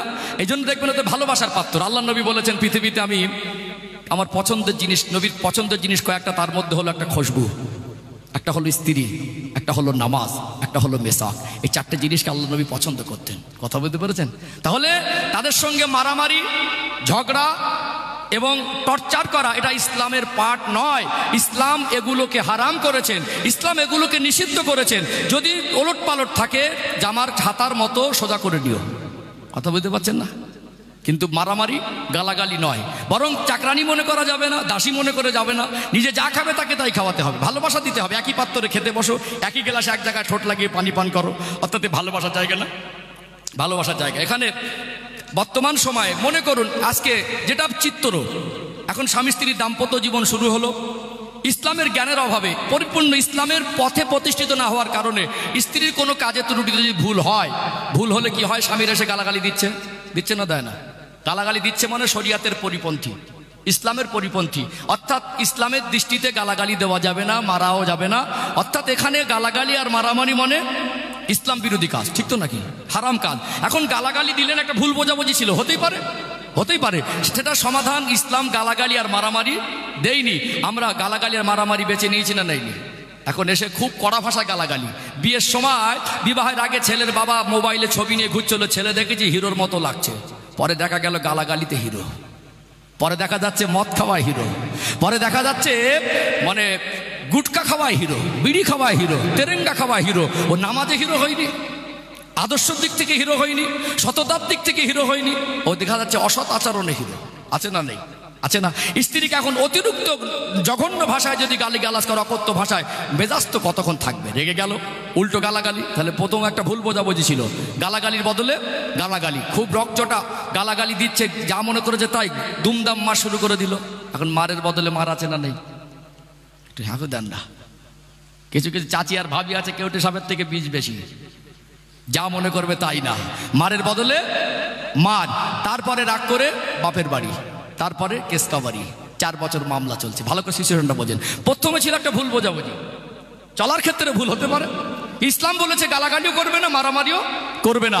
ওটা নিজেদের ভিতরে, যেমন জামার কাপড় ওলট পালট হয়ে গেলে সদা করে নিও। কখনো তোমার চলার পথে ভুল হতে পারে, তার চলার পথেও ভুল হতে পারে। তাহলে সামান্য একটা বিষয়কে নিয়ে ভালোবাসার মাধ্যমে একে অপরকে ক্ষমা করে ভালোবাসা দিয়ে শান্তি ফিরিয়ে আনা সম্ভব ছিল, ভুল বোঝাবুঝিটা মীমাংসা সম্ভব ছিল। অথচ গালাগালিতে যাওয়া মানে গালাগালি, মারামারি, বাপের বাড়ি, কেসকাবাড়ি, 4 বছর মামলা চলছে। 4 বছর পরে ছেলেটা বলছে আমার জীবনে শান্তি দেই। কি বলছে? কি বলছে? আমার জীবনে, আশা করে বিয়ে করেছিলাম যে না জানি বিবাহিত জীবন কত মধুর হয়, আমার 4টে বছর আমার জীবনটা নরক বা জাহান্নাম হয়ে গেছে। ছেলেটা বলছে। মেয়েটাও ওর বন্ধু বান্ধবীদের সঙ্গে, প্রতিবেশীর সঙ্গে বলছে আমার জীবনে শান্তি নেই। 4 বছর পরে ছাড়াছাড়ি হয়ে গেল। ভালো করে বুঝবেন, এই 4 বছরে ছেলেটা যা রোজগার করেছে সব কেসের পিছনে গেছে। 4 বছর এই মেয়ে 2টো বাচ্চাকে নিয়ে চলে গেছে। এই নিষ্পাপ 2টো বাচ্চা বাবার আদর থেকে বঞ্চিত হয়েছে, ভালো লেখাপড়া শেখা থেকে বঞ্চিত হয়েছে। এর ফলাফল কি দাঁড়ালো? প্রথমে ছিল ভুল বোঝাবুঝি, ইসলামের গন্ডি ডিঙে পার হলেন গালাগালি, মারামারি, বাপের বাড়ি, কেসকাবাড়ি, ছাড়াছাড়ি। 4টে বছর পরে গিয়ে ফলাফল দাঁড়ালো সোনার একটা সাজানো গোছানো সংসার তছনছ হয়ে গেল। এটা প্রথম ক্ষতি। দ্বিতীয় ক্ষতি, উভয় পক্ষের গার্জেনদের সম্মান গেল। তৃতীয় ক্ষতি, স্বামী আর স্ত্রীর দুজনের জীবনের শান্তিটা জিনিসটা উড়ে গেল। চতুর্থ ক্ষতি, নিষ্পাপ একটা ছোট নিরপরাধ বাচ্চা, এর ইফেক্টটা তাদের উপরে আচরণ করলো কি করলো না? চতুর্থ ক্ষতি, আপনাদের নিজেরও মান সম্মানটা গেল, সারা জীবনের জন্য একটা কলঙ্কিত হয়ে গেলেন সামান্য একটা ভুল বোঝাবুঝি। বলুন, এই যে ইসলাম যে পথ দেখিয়েছে, ইসলামের পথটা আমাদের জন্য সহজ না কঠিন? সহজ না কঠিন? ইসলামের পথের গণ্ডি ডিঙানোর কারণে জীবন কঠিন হলো না সহজ হলো? আজকে কিছু কিছু মানুষ, অল্প বিদ্যা ভয়ঙ্করই হয় মাঝে মাঝে। দেখবেন কিছু মানুষের অভ্যাস হলো ফিতনা করা, কিছু মানুষের অভ্যাস হলো জাতির ভিতরে ভাগাভাগি করা, কিছু মানুষের অভ্যাস হলো ফিতনা ছড়ানো। দেখছেন না? দেখছেন না? মানুষের ভিতরে শত্রুতা তৈরি করে দেওয়া, মানুষের ভিতরে হিংসা মনোভাব ছড়িয়ে দেওয়া। হচ্ছে না? হয় না? হচ্ছে না? সম্মানিত ভাইরা, এখানে এসেছি শান্তির কথা বলতে। অর্থাৎ এটা বোঝাতে চাইছি, ইসলাম এমন এক জীবন ব্যবস্থা। কিছু মানুষ ভুল বোঝে, ইসলাম না বোঝার কারণে বলে ইসলাম মানা কি যাতাই ব্যাপার, মানে মানুষকে ভুল বোঝাচ্ছে। ইসলামই বোঝে না। ইসলামিক জীবন ব্যবস্থা মানুষের জন্য কঠিন নয়। ইসলামের পথে থাকলে মানুষের জীবন যতটা সহজ হয়, ইসলামের বাইরে চললে, মন মর্জি চললে মানুষের জীবন কঠিন আর জটিল হয়ে যায়। তাহলে ইসলামের পথে থাকলে জীবনে শান্তি হয় না শান্তি হয়? একটু ভুল বোঝাবুঝি মিটিয়ে নিলে ইসলামের পথে জীবনে শান্তি থাকতো না? তাহলে ইসলাম একটা যে অর্থ শান্তি, এটা তো একটা বিষয় আমি ছোট্ট করে ব্যাখ্যা করেছি। যদি প্রত্যেকটা আল্লাহর আদেশ আর নিষেধ এরকম ব্যাখ্যা করা যায়, প্রত্যেকটা আদেশ নিষেধের ভিতরে মানুষ ও জাতির জন্য কল্যাণ আছে। জোরে বলুন সুবহানাল্লাহ। আমার কথা কি বুঝতে পারছেন? এখন যদি আমার যে সমস্ত মা বোনেরা সাংসারিক জীবনে মিল মহব্বত নেই, নিশ্চয়ই শরিয়াতের পরিপন্থী কাজে তারা মগ্ন আছে। নিশ্চয়ই স্ত্রীর হকের ক্ষেত্রে স্বামী গাফেল, স্বামীর হকের ক্ষেত্রে স্ত্রী গাফেল, যার কারণে আজ ডিভোর্স হচ্ছে। প্রকৃত ধর্মীয় জ্ঞানের অভাবে আজকে গাড়ি বাড়ি হয়েছে, ঘরের ভিতরে প্রকৃত শান্তি নেই। অথচ ওই বিল্ডিং বালাখানা এসি রুমের ভিতরে শান্তি থাকে না। প্রকৃত স্বামী স্ত্রী ভালো মানুষ হওয়ার ভিতরে, আদর্শবান হওয়ার ভিতরে, প্রকৃত একে অপরের প্রতি সহানুভূতিশীল হওয়ার ভিতরে, একে অপরের ভালোবাসার ভিতরে প্রকৃত শান্তি থাকে। কুড়ে ঘরে তালপাতার ছাউনির নিচেও ডাল ভাত খেয়েও শান্তিতে কাটানো যায়। আর যদি পৃথিবীর বিশ্বের সুন্দরীকে বিবাহ করেন, আর পৃথিবীর সোনার ইট দিয়ে ঘর করেন, পৃথিবীর সব থেকে দামি খাবার ঘরে এনে দেন, স্বামী স্ত্রীর মিল মহব্বত যদি না থাকে, স্বামী স্ত্রীকে তুচ্ছ তাচ্ছিল্য করে, স্ত্রীর স্বামীর প্রতি ভক্তি না আসে, ওই জীবনে শান্তি থাকবে? ওই জীবনে শান্তি থাকবে না। অর্থাৎ সম্মানিত ভাইরা, ইসলাম মানুষের জন্য কঠিন নয়। ইসলামের পথে চললে মানুষের জীবন সহজ আর শান্তির হয়ে যায়। ইসলাম মানুষের জীবনে কল্যাণ এনে দেয়। ইসলাম দুনিয়ার কল্যাণ এনে দেয়, আখেরাতের কল্যাণ এনে দেয়, কবর জগতের কল্যাণ এনে দেয়। আল্লাহ পাক এই জন্য বলছেন, ইয়া আইয়ুহাল্লাযীনা আমানু উদখুলু ফিস-সিলমি কাফা, হে বিশ্বাসী বান্দা বান্দিরা, তোমরা পরিপূর্ণ রূপে ইসলামের মধ্যে প্রবেশ করো। আলোচনা মগজে ঢুকছে? ঢুকছে? আমার কথা বুঝতে পারছেন? তাহলে বলুন, ইসলামের আদেশ কি আমাদের জন্য কঠিন? কঠিন। এখানে আর একটা ক্লিয়ার করে দিয়ে বিষয়টা আরো একটু সহজ হয়ে যাবে। আগামী এই যে এটা মাস চলছে কি শাওয়াল মাস, মানে এটা শেষের দিকে জিলহজ, শাওয়াল মাসে জিলকদ জিলহজ, আর মনে করুন এখন থেকে 1.5 মাস বাকি কুরবানির ঈদ। কি বাকি? 1.5 মাস বাকি। একজন মানুষ যদি সাহেবে নেশাব হয়, মুফতিদের কাছ থেকে বাজার অনুযায়ী নিখুঁত একটা হিসাব নিয়ে নেবেন। আমি আনুমানিক একটা ধারণা বলছি, 52-53 হাজার, 55 হাজার, 50 প্লাস থেকে 55-55-র মধ্যে এরকম একটা অ্যামাউন্ট যদি ঋণ দেনা বাদ দিয়ে আপনার কাছে জমা থাকে, 1 বছর যদি টাকাটা থাকে, কোনো ঋণ দেনা নেই, আপনি সুস্থ সবল আছেন, একটা টাকা জমা হয়েছে এরকম একটা অ্যামাউন্ট, তাহলে আপনি সাহেবে নেশাব। আল্লাহর দৃষ্টিকোণে শরিয়াতে আপনি আর গরিব না, তাহলে আপনাকে ওই টাকা থেকে জাকাত দিতে হবে। আর আপনি যদি কুরবানির ক্ষেত্রে ওই টাকার মালিকানা হন, কুরবানির আগের দিন পর্যন্ত আপনাকে কুরবানি দিতে হবে। ভালো করে বুঝবেন। ধরে নিলাম আনুমানিক 55 হাজার টাকা থাকলে তার উপরে কোরবানির হুকুম, আর 55 কোটি টাকা থাকলে তার উপরেও। এখন যিনি 55 কোটি টাকার মালিক, সে চাইলে 2 লক্ষ টাকা দিয়ে একটা উট কিনে কুরবানি দিতে পারবে না। এখন আপনি খুব কষ্ট করে, গরিব মানুষ, খুব কষ্ট করে টাকা জমিয়ে আপনি ঘরে গিয়ে ভাবছেন, তাই তো আল্লাহ আমার প্রতি কি এরকম একটা হুকুম দিল, আমার সবে 55 হাজার টাকা মাথার ঘাম পায়ে ফেলে জমা করলাম, আর আমার উপরে আল্লাহ কুরবানি দিলেন। এখানে বুঝতে হবে আপনি ইসলাম বোঝেননি। বরং আপনি শুকরিয়া আদায় করবেন, আপনার থেকে কত অসহায় মানুষ আছে, দিন আনা দিন খাওয়া ঋণ শোধ করতে পারছে না, চিকিৎসার পয়সা পাচ্ছে না। আল্লাহ আপনাকে চলার মতো দেওয়ার পরেও আপনার কাছে অ্যামাউন্টটা জমা আছে না নেই? তাহলে আল্লাহ অনেকের থেকে আপনাকে ভালো রেখেছেন। আপনার উপরে কুরবানির হুকুম, আপনার উপরে 2 লক্ষ টাকা দিয়ে উট কিনে কুরবানির হুকুম না। আপনি একটা ছোট ছাগল দেন না, মাসাল অনুযায়ী একটা ছাগলের দাম যদি 5-6 হাজার হয়, ওতে কুরবানি হয়ে যায়। বরং আল্লাহর কাছে আপনি শুকরিয়া আদায় করবেন, আল্লাহ এতদিন আমি অভাব ছিলাম, এই আমলটা আমার জীবনে হবে কি আমি জানি না, আজকে আপনি আমাকে অর্থ দিয়ে একটা এইরকম ধনীদের অন্তর্ভুক্ত করে দিয়ে আপনি আমাকে কুরবানির মতো একটা আদেশ পালন করার সুযোগ করে দিয়েছেন। বলুন সুবহানাল্লাহ। কথা বুঝতে পারছেন না? আমরা হানাফি মাযহাবের মানুষ, আমাদের জন্য কুরবানিতে একটা বড় পশুতে অংশ নেওয়া যায় না। হানাফি মাযহাবের মানুষ যদি চেষ্টা করবেন একা দেওয়া, তাতে উত্তম। তবে যদি প্রয়োজন হয় একটা পশুতে 7 অংশ নেওয়া যেতে পারে, বড় ক্যাটাগরির পশুতে 7টা অংশ নেওয়া যেতে পারে, তাহলে আপনার 3-7 21,000, 3-7 21, 3,000 টাকাতে আপনার হুকুম হয়ে যাবে। যার আছে 300 কোটি টাকার মালিক, সে 30 কোটি টাকা দিয়ে কিনে কুরবানি দিতে পারে। আপনার নিয়ে আপনি 3,000 টাকা দিলেও আল্লাহ অতি সন্তুষ্ট হবে। যে 30 কোটি টাকা খরচা করে আল্লাহকে সন্তুষ্ট করবে, আপনার অর্থের মান অনুযায়ী আপনি 3,000 টাকা খরচা করলেই আমার সেই আল্লাহ খুশি হবে। যেটা বলুন, তাহলে ইসলাম কি কঠিন না সহজ? তাহলে আল্লাহ যা কিছু আদেশ নিষেধ দিয়েছেন আমাদের জন্য, এটা আমাদের জন্য বোঝা নয়, আমাদের জন্য ভারী নয়। বরং প্রত্যেকটা আদেশ নিষেধ যদি আমরা বর্তমান যদি ব্যাখ্যা করি, একটা কোরআন হাদিসের স্পষ্ট ব্যাখ্যা, একটা চিকিৎসা বিজ্ঞানের ব্যাখ্যা, একটা বাস্তবতার সঙ্গে যদি মিল রেখে প্র্যাকটিক্যালের ব্যাখ্যা করি, একটা আদেশ নিষেধ নিয়ে 2-4 ঘন্টা করে বয়ান করা যাবে। প্রত্যেকটা আদেশ নিষেধের ভিতরে মানার ভিতরে কল্যাণ আছে, ছাড়ার ভিতরে অকল্যাণ। কথা বুঝতে পারছেন? সম্মানিত ভাইরা, আজকে দেখছেন গোটা পৃথিবীতে অশান্ত একটা চিত্র, দেখছেন না? আমি এখানে একটু সম্প্রীতির বার্তা আপনাদের দেব, তার আগে একটু তাকবীর দেন তো। নারে তাকবীর। ঘুম লেগেছে না খিদে লেগেছে? সময় তো হয়ে আসছে, এই তো আলহামদুলিল্লাহ 12টা আবার হয়ে গেল। 12:30টার পর দোয়া করবো। আলোচনা অসুবিধা হচ্ছে নাকি? বুঝতে পারছেন তো? যাক, আর একটু প্রাণ ভরে আওয়াজ দেন নারে তাকবীর। আসল পোতা গ্রামবাসী বৃন্দ বলুন জিন্দাবাদ। আসল পোতা গ্রামবাসী বৃন্দ, এ মাহফিলের কমিটির সাহেবানগণ, নারে তাকবীর। আলোচনা বুঝতে পারছেন? এখানে একটু সম্প্রীতির বার্তা দিতে হবে। আজকে বর্তমান সময় আমাদের দেশ, এই ভারতবর্ষ একটা ঐতিহ্যপূর্ণ রাষ্ট্র। এই দেশের মাটি আমাদের কাছে পবিত্র।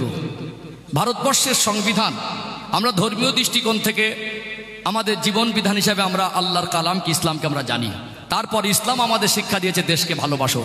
ইসলাম আমাদেরকে শিক্ষা দিয়েছে দেশের আইনকে সম্মান করো। কথা ঠিক না ঠিক? যার কারণে আমাদের থেকে বাবরি মসজিদ চলে যাবার পরেও, আস্থার উপরে দায় দেওয়ার পরেও আমরা ধৈর্য ধারণ করেছি না করিনি?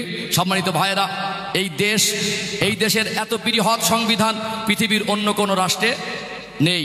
এই দেশ একটা শান্তিপূর্ণ দেশ, অর্থাৎ হিন্দু, মুসলমান, জৈন, খ্রিস্টান, আদিবাসী, দলিত, সর্বধর্মাবলম্বীর মানুষ, বিভিন্ন ভাষাভাষীর মানুষ যে যার ব্যক্তি স্বাধীনতায় যে যার ধর্ম পালন করে। আজ বর্তমান সময়ে এই সাধারণ নিরীহ মানুষদের মধ্যে সম্প্রীতি নষ্ট করে দিয়ে তারা রাজনীতির ফায়দা লোটার জন্য আজ গোটা ভারতবর্ষকে অশান্ত করে তুলছে কি তোলে না? অর্থাৎ একটা সময় দেখা যাচ্ছে তাদের গদি মজবুত করার জন্য সাধারণ নিরীহ মানুষের জান মাল সম্মান নিয়ে তারা খেলা করছে। আমি বলবো জাতি ধর্ম বর্ণ নির্বিশেষে আপনারা কোনো রকম চক্রান্তে পা দেবেন না। আজকে বর্তমান সময় 24 ঘন্টা আমার দেশের কিছু পাঁচাটা মিডিয়া এই হিন্দু মুসলমানের লড়াই লাগানোর মতো মিথ্যা খবর প্রচার করে। গোটা বিশ্বের মধ্যে যদি নির্লজ্জের কোনো প্রতিযোগিতা হতো, আমার দেশের মিডিয়াগুলো সেখানে যদি নাম লেখাতো এরাই ফার্স্ট হতো। আমার মনে হয় গোটা বিশ্বের মধ্যে, গোটা পৃথিবীতে যত রাষ্ট্র আছে, নির্লজ্জ বলে যদি কোনো জিনিস কাউকে বোঝাতে হয়, তা আমার দেশের কিছু নাম করা পাঁচাটা দালাল মিডিয়া আছে, দালাল কিছু নিউজ চ্যানেল আছে, এদেরকে দেখালে প্রকৃত নির্লজ্জ কী জিনিস এরা বুঝে যাবে। এদের হায়া লজ্জা বলে কিছু নেই। 24 ঘন্টা সাধারণ মানুষের ভিতরে মন্দির মসজিদের লড়াই লাগিয়ে দেওয়ার চেষ্টা করছে, হিন্দু মুসলমানের লড়াই লাগিয়ে দেওয়ার চেষ্টা করছে। অর্থাৎ এ দেশে আমরা বসবাস করি, বর্তমান সময় দেখা যাচ্ছে একের পর এক সংখ্যালঘুদের উপরে আক্রমণ করার বিভিন্ন রকম চক্রান্ত করা হচ্ছে। এটা ভারতবাসীর জন্য দুঃখজনক। মনে রাখবেন সম্মানিত ভাইয়েরা, এখানে সম্প্রীতির কথা বলতে হয় আমাদেরকে। আমাদের কাছে মাঝে মাঝে দেশপ্রেমের জন্য আমাদের কাছে দলিল চায়। আমি বলবো যারা মুসলমানদের কাছে দেশপ্রেমের দলিল চান, আপনাদের লজ্জা লাগা উচিত। ইতিহাস পড়ে দেখে নেবেন, এই দেশ ছিল একটা সময় পরাধীন, এই দেশ স্বাধীনতার আওয়াজ তুলেছিল এই মুসলমানেরা। এই দেশ স্বাধীন করতে গিয়ে আজ পর্যন্ত নরেন্দ্র মোদী বাবু যেখানে থাকে ওখান থেকে খুব বেশি দূর নয়, সেই দিল্লির জমিনে ইন্ডিয়ার গেটের গায়ে চলে যাবেন, লেখা আছে আজ পর্যন্ত 90,000-এর বেশি এই দেশ স্বাধীন করতে গিয়ে যারা রক্ত দিয়ে জান দিয়ে শহীদ হয়েছে, 90,000-এর বেশি শহীদের নাম সেখানে লেখা আছে। মুসলমানরা সংখ্যালঘু হলেও এই দেশের মাটিতে, তাই শহীদের সংখ্যাটা সেখানে যদি 90,000-এর নাম লেখা থাকে, মুসলমানের নাম আছে 60,000-এর বেশি। বলুন সুবহানাল্লাহ। অর্থাৎ আমার বাপদাদা পূর্বপুরুষরা এই দেশের জন্য জান দিয়েছে বেশি। এই দেশের মাটি শুকলে আজও পর্যন্ত আমার বাপদাদা পূর্বপুরুষের শহীদের রক্তের সুঘ্রাণ পাওয়া যাবে না? অর্থাৎ আপনাদের লজ্জা করা উচিত, আপনারা ইতিহাস জানেন না। অর্থাৎ আমরা দেশকে ভালোবাসি, এই দেশের জন্য আমার বাপদাদা পূর্বপুরুষ রক্ত দিয়েছে বেশি। কোনো দিন যদি এই দেশের উপর আঘাত আসে, সেদিন আমাদের একদিকে পার্শ্ববর্তী দেশ পাকিস্তান, আর একদিকে পার্শ্ববর্তী দেশ বাংলাদেশ। ওটা বাংলাদেশে কত পার্সেন্ট হিন্দু আর মুসলমান আছে দেখবো না, আমার ভাইরা কোথায় আছে দেখবো না, আমার দেশকে তখন আমি আগে বড় মনে করব। আমার দেশের জন্য যদি কোনো দিন জান দিতে হয়, সেদিনও আমরা জান দেব। কিন্তু সেই মুসলমানদেরকে বিভিন্ন রকম চক্রান্ত করে কোণঠাসা করার চেষ্টা করছে না, করে না। সাধারণ নিরীহ মানুষদের মধ্যে মুসলমানদের প্রতি ঘৃণা তৈরি যাতে হয়, মুসলমানদের প্রতি যাতে হিংসা তৈরি হয়, মুসলমানদের বিষয়ে যাদের ধারণা খারাপ করে দেওয়া যায়, সেই রকম সবসময় চক্রান্ত একের পর এক হয়ে আসছে। কথা বুঝতে পেরেছেন? আমি বলবো জাতি ধর্ম বর্ণ নির্বিশেষে আপনারা কোনো রকম চক্রান্তে পা দেবেন না। এই অকাপ সংশোধনী আইন পাশ করলো সংখ্যাগরিষ্ঠতার ফলে, এটা আজকে ভাবতে অবাক লাগে। এই আন্দোলন গোটা পশ্চিম বাংলা শুধু নয়, ভারতবর্ষের কোনায় কোনায় হচ্ছে। এই আন্দোলনে শুধু মুসলমানরা নামেনি, আমাদের হিন্দু ভাইরা আমাদের যথেষ্ট সাথ দিয়েছে না দেয়নি? সর্বধর্মাবলম্বীরা সাথ দিয়েছে। আমি বলবো এই আন্দোলন, এই অকাপ সংশোধনী আইন প্রত্যাহারের দাবিতে যে আন্দোলন হচ্ছে, অর্থাৎ এই আন্দোলন কোনো রাজনীতির আন্দোলন নয়, আন্দোলন কোনো ধর্মের বিরুদ্ধে আন্দোলন নয়, এটা দেশ বাঁচানোর আন্দোলন, এটা সংবিধান বাঁচানোর আন্দোলন, এটা আমাদের অধিকার আদায়ের আন্দোলন। অর্থাৎ এখানে এই আন্দোলনকে কেন্দ্র করে হিংসা ছড়িয়ে দেওয়ার চক্রান্ত করে মুর্শিদাবাদের জমিনে তরতাজা 5টা প্রাণ চলে গেল কি গেল না? আপনি বলবেন আজকে নিউজ চ্যানেলে ক্যামেরার ফোকাসে এসে আপনার খুব দরদ দেখাবে। আপনি বলুন যে মানুষটা চলে গেল, একজন মা এতিম বেওয়া হয়ে গেল, একজন বাচ্চা এতিম হয়ে গেল, তারা এসি রুমে জেড ক্যাটাগরি সিকিউরিটি নিয়ে ঘুরবে, তাদের বাড়ির দুঃখ কষ্ট কি 12 মাস বুঝতে আসবে? দিনের শেষে হিসাব মেলাবেন, আপনাকে সেই জোন খেতে হবে। দিনের শেষে হিসাব মেলাবেন, আপনাকে ভ্যান চালিয়ে খেতে হবে। দিনের শেষে হিসাব মিলিয়ে দেখবেন আপনাকে সেই মজদুরি আর ব্যবসা করে খেতে হবে। শুধু আপনাকে আপনার মেজাজটাকে ঘুরিয়ে আপনার মাইন্ডের মধ্যে, আপনার চিন্তা চেতনার মধ্যে ইসলাম বিদ্বেষী চিন্তাধারা ঢুকিয়ে দিয়ে হিন্দু মুসলমানের লড়াই লাগিয়ে দিয়ে তারা তাদের গদিয়ার সিটটাকে মজবুত করার চেষ্টা করছে। কোনো রকম চক্রান্তে পা দেবেন না, এইটুকু বলবো। এই দেশের সম্প্রীতির একটা ঐতিহ্য, পাশেই মন্দির, পাশেই মসজিদ, মন্দিরে ঘন্টা বাজে, মসজিদে আজান হয়, কারোর অসুবিধা হয় না। এই দেশের ঐতিহ্য। বাজারে যাই, হিন্দু ভাই দোকানদার মুসলমান হাসতে হাসতে দোকানদারের কাছ থেকে মাল কেনে, মুসলমান ভাই দোকানদার হিন্দু ভাই হাসতে হাসতে তাদের কাছ থেকে মাল কিনে বাড়ি আসে। এই দেশের ঐতিহ্য।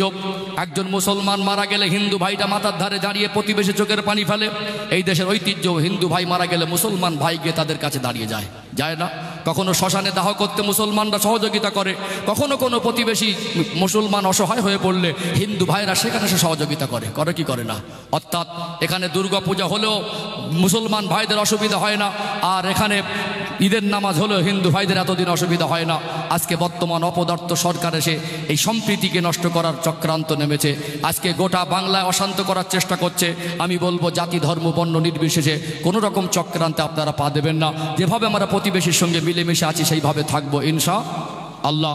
আর ওয়াকফ সংশোধনী আইনের জন্য মনে রাখতে হবে, এটা আমরা শুধু ময়দানে নেমেছি অনেক নয়। অর্থাৎ এখানে 232 জন যদি এমপি যদি লোকসভায় এই ওয়াকফ আইন, যেটা ওয়াকফ সংশোধনী আইনের বিরুদ্ধে যদি তারা ভোট দেয়, তাহলে বুঝতে হবে 232 জন সবাই মুসলমান নয়, হাতে গোনা কিছু মুসলমান। তাহলে এই ওয়াকফ সংশোধনী আইনের বিরুদ্ধে যারা শুধু মুসলমান নয়, আমার বহু হিন্দু এমপি ভাইরা তারাও এর বিপক্ষে গেছে। অর্থাৎ এই সাংবিধানিক অধিকারকে ছিন্ন করার যে চক্রান্ত করছে অপদার্থ নরেন্দ্র মোদী সরকার, ইনশাল্লাহ আমরা আমাদের অধিকার যতক্ষণ না ফিরে পাবো আমরা আন্দোলন বন্ধ করব না। আজকের একটা দুঃখজনক ঘটনা, যেটা আমাদের আগামী 26শে এপ্রিল এটা যে ব্রিগেডের ময়দানে সমাবেশ ডাকা হয়েছিল, সেটা আজকে রায় পাওয়া হয়নি। মানে যে নিউজে দেখলাম বর্তমান সময় হাইকোর্টের কাছে যে কেস করেছিল, হাইকোর্টে যে মামলা ছিল শুনানি, অর্থাৎ সেখানে আজকে দিনে রায়টা ক্লিয়ার হয়নি। যদি আমাদেরকে বর্তমান 26 তারিখে যে রায়ের জন্য আশা করে কোর্টের দ্বারস্থ হয়েছিল মহামান্য আদালত, আজকে সেটাকে ক্লিয়ার করেনি, সেটা আরবিদের হাতেই হ্যান্ডওভার করেছে, তারা কি সিদ্ধান্ত নেয়। অর্থাৎ আমরা এখানে ধৈর্য হারা হব না, আমরা এখানে সবর করব। যদি ব্রিগেডের ময়দানে সমাবেশ নাও হয়, আমরা আমাদের আন্দোলন থামিয়ে রাখবো না। এখন সোশ্যাল মিডিয়া সব দিকে নজর রাখেন ইনশাল্লাহ। এইটুকু বলবো, আমরা কোনো রকম দেশ বিরোধী সংবিধান বিরোধী কোনো কাজ করব না। আজ বর্তমান সময় যারা সংবিধানকে পাল্টানোর চেষ্টা করছে, আমরা ভালোবাসা দিয়ে জাতি ধর্ম বর্ণ নির্বিশেষে কাঁধে কাঁধ মিলিয়ে তাদেরকেই পাল্টে দেবো ইনশাআল্লাহ। ওরা যতই হিংসা করুক, আমরা হিংসার চক্রান্তে হিংসার ফাঁদে পা দেব না। ওদের হিংসা একদিন হেরে যাবে, আমাদের হিন্দু মুসলমানের ঐক্য একদিন জিতে যাবে ইনশাআল্লাহ। একটু দরকার ছিল না ইনশাআল্লাহ। যাই হোক, আমি আলোচনা একটু সংক্ষেপ করে আগে নিয়ে আসবো। অসুবিধা হচ্ছে নাকি? অসুবিধা হচ্ছে? তাহলে আমি প্রাথমিক পর্যায়ে বোঝাতে চাইছিলাম যে আল্লাহর কোনো আদেশ নিষেধ আমাদের জন্য বোঝা নয়। ইসলামের কোনো আদেশকে আল্লাহ মনুষ্য জাতিকে বোঝা হিসেবে চাপিয়ে দেয় নাই। আমরা যেটা পারবো না এরকম হুকুম ইসলামে একটাও নেই। সেটা আমি বর্তমান প্রেক্ষাপটকে সামনে রেখে, পরিস্থিতিকে সামনে রেখে, কোরআন হাদিসের রেফারেন্স দিয়ে আমি সংক্ষিপ্ত আকারে বোঝানোর চেষ্টা করেছি। যেহেতু আমার আলোচনার বিষয়বস্তু ছিল মানুষ কেন পরিবর্তন হয় না, এর আরেকটা বড় কারণ তুলে ধরবো ইনশাআল্লাহ। ও ভাইজানেরা, সোনার মানিক যুবকেরা, আব্বারা মায়েরা, এই সমাজ পরিবর্তন হয় না, এর অন্যতম কারণ হলো আজকে বর্তমান সময়ে আমরা যারা বাবা মা, তারা দায়িত্বহীন হয়ে পড়েছে। অর্থাৎ আমাদেরকে দায়িত্ববান হতে হবে। আল্লাহ দয়াময় আমাদেরকে সন্তান দিলেন, এই সন্তানটা আমাদের কাছে আমানত। আমরা তাদেরকে কত কষ্ট মেহনত করে লালন পালন করে একটা বাচ্চা 20 বছর 22 বছর যতক্ষণ পর্যন্ত সে ভালো করে লেখাপড়া শিখে ভালো মানুষ না হবে, আমরা কোনোদিন সেই সন্তানের আয় রোজগার খাওয়ার আশা কোনো বাবা মা করে না। এই 20-22 বছর যাবৎ আরো বেশি যদি পড়াশোনা করতে চায়, এই 20-22 বছরে একটা বাচ্চার খাবারের দায়ভার বাবা মার কাঁধে আছে না নেই? একটা বাচ্চার দায়ভার, তার জীবনে যা পোশাক লাগে, যতদিন না সে রোজগার করতে শেখে, তাই বাবা মা তাদের পোশাকের ব্যবস্থা করে দেয় কি দেয় না? 20 বছর ধরে তার অসুস্থতায় চিকিৎসা করলেন, 20 বছর ধরে 22 বছর ধরে তাকে পোশাক কিনে দিলেন, 20-22 বছর ধরে তাকে সময় মতো খাবার ব্যবস্থা করে দিলেন।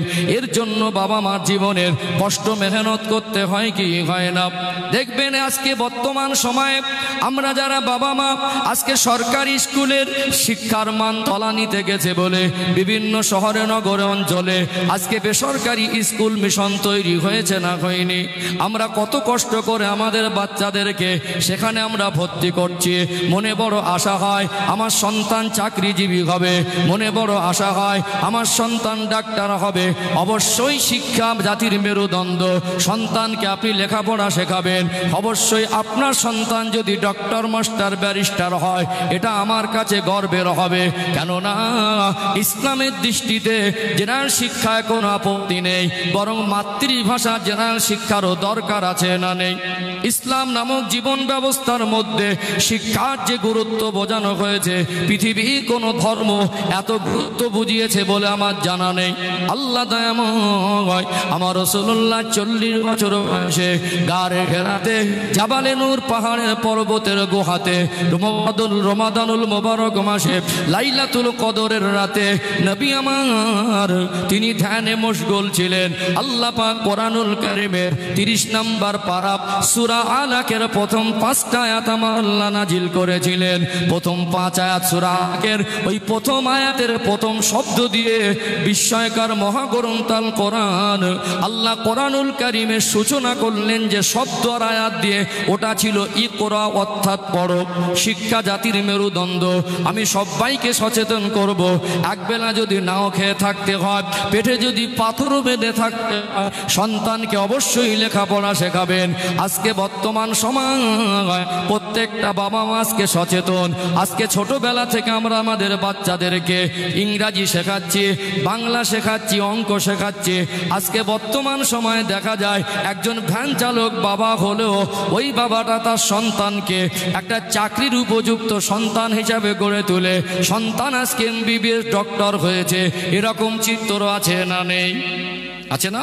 শিক্ষার দরকার আছে। আজকে বর্তমান দেশে মাথা উঁচু করে চলতে গেলে যদি জেনারেল শিক্ষা না থাকে চলতে পারবে?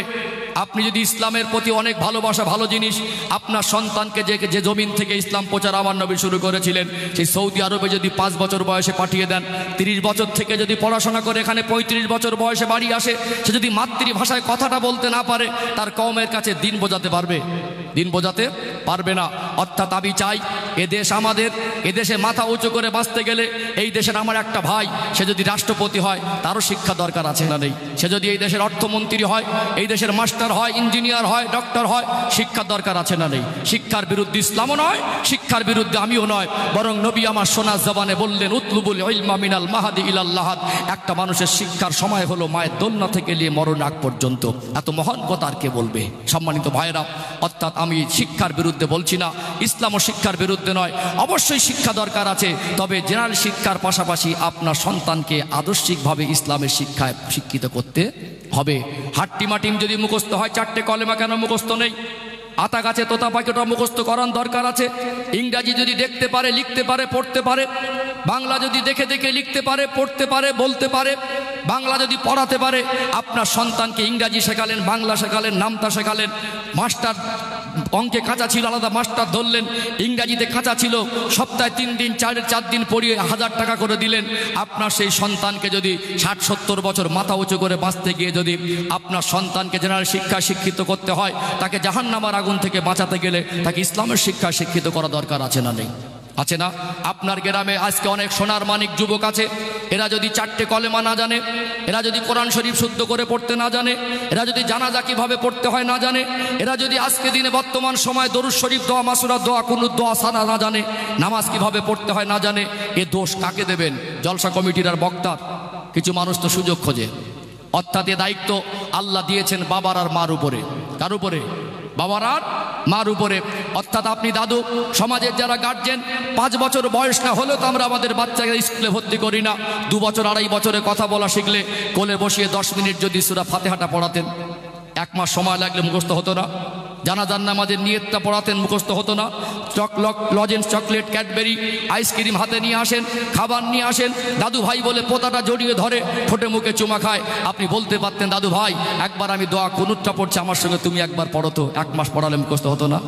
অথচ দাদু ভাইকে বলা হচ্ছে, দাদু ভাই বালিশের তলায় বিড়ির বান্ডিলটা চেনে দাও তো। দাদু ভাই ওই পাঞ্জাবির পকেটে গুটকা, তেরেঙ্গা, খৈনি আছে, তামাকের ডিব্বা চেনে দাও তো। আপনি আবার চায়ের দোকানে গিয়ে ফতোয়া দেবেন, জলসা দিয়ে কটা মানুষকে হেদায়েত করেছি। এই শিক্ষার দায়িত্ব তো আপনার উপরে ছিল। আপনি মা দিনের শেষে 10টা মিনিট সন্তানকে বসাতেন, 1 মাস পড়াতেন, কলেমা মুখস্থ হতো না একটা? 4 মাস বসাতেন, হতো না? 10টা মিনিট করে জীবনে যদি 10টা মিনিট করে জাহান্নামের আগুন থেকে বাঁচানোর জন্য আমরা ইসলামের শিক্ষার জন্য তাদের পিছনে ব্যয় করতাম, আমাদের আজ প্রত্যেকটা সন্তান এখানে নামাজ কিভাবে পড়তে হয় শিখে যেত, কোরআন পড়া শিখে যেত, জানাজা কিভাবে পড়তে হয় শিখে যেত। আজ আফসোস, একটা মানুষ মাইয়েত হয়ে গেলে গ্রামে এলাকায় শোকের ছায়া নেমে আসে, এলাকার মানুষ ব্যতীত হয়ে তাকে জানাজার ময়দানে হাজির হই। আমরা 500 মানুষ জানাজায় হলে কিছু কিছু মহল্লায় 500-র মধ্যে 400 মানুষ জানাজা কিভাবে পড়তে হয় জানে না। আপনি অপদার্থ বাবা, ছবি নিয়ে ঘোরেন, ছেলেকে হিরোর মতো লাগছে, বিয়ের সময় আপনার সন্তান আপনার জানাজাটাকে শুদ্ধ করে পড়তে পারে না, আপনি কেমন সন্তানকে হিরো বলছেন? কিছু কিছু সমাজের মানুষ আছে বলে, হুজুর একটু নিয়তটা বাংলায় বলে দেন তো। আপনার তো খুব সচেতন দেখছি, নিয়তটা বলতেই হবে, এটা আপনি বুঝেছেন। আরও যে 3টে বিষয় আছে দোয়া কালাম, ওগুলোকে বলবে, ওগুলোকে বলবে।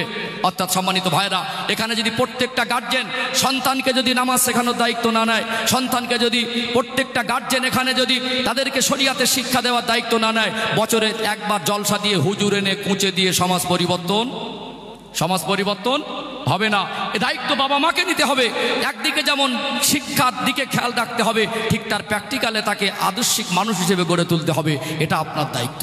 কথা কি বুঝতে পারছেন? মনে করে বছরে একবার জলসা দেবো আর হুজুরকে বলবো হুজুর কুঁচে দেন, হুজুর এসে পরিবর্তন করে দিয়ে যাবে। হুজুরের বাবার ক্ষমতা নেই। গার্জেন যদি দায়িত্বহীন হয়, হুজুর এনে অস্করি বিরানি দিয়ে সমাজ পরিবর্তন হবে না। খুব সংক্ষেপ করব, সম্মানিত ভাইরা অধৈর্য হচ্ছেন নাকি? অধৈর্য হচ্ছেন? আর বেশি সময় নেব না, 2-10 মিনিট। অসুবিধা হবে নাকি? অসুবিধা হবে?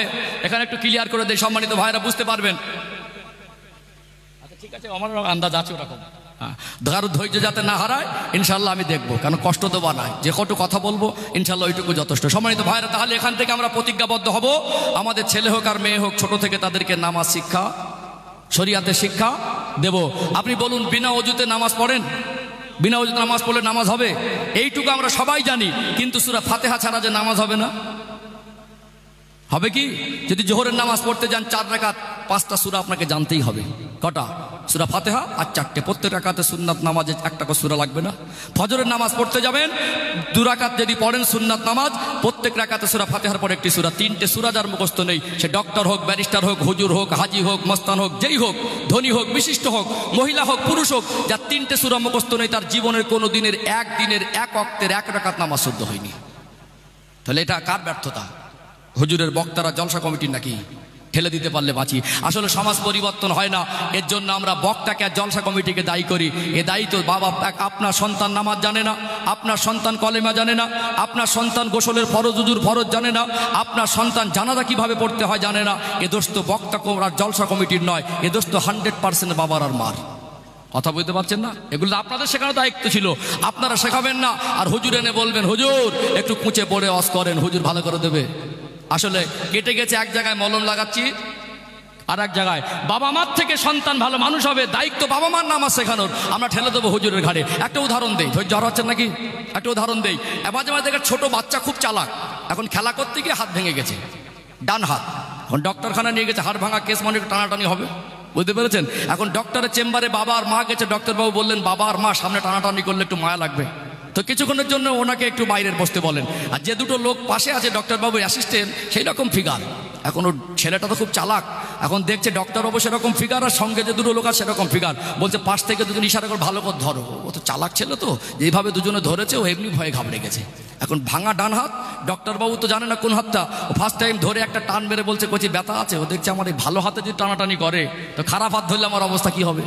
এখন ও দেখছে যে আমার যে ব্যথা যন্ত্রণা লাগবে, মা নেই, এদের যে অবস্থা কি হবে তার ঠিক নেই। ও ভাবে চিন্তে বললো না, একটু লাগছে, মোটামুটি লাগছে, একটু অভিনয় করেছে, ওই হাতটা টানাটানি করে ব্যান্ডেজ করে ছেড়ে দিয়েছে। বুঝতে পারছেন না? বিপদ বাড়লো না কমলো?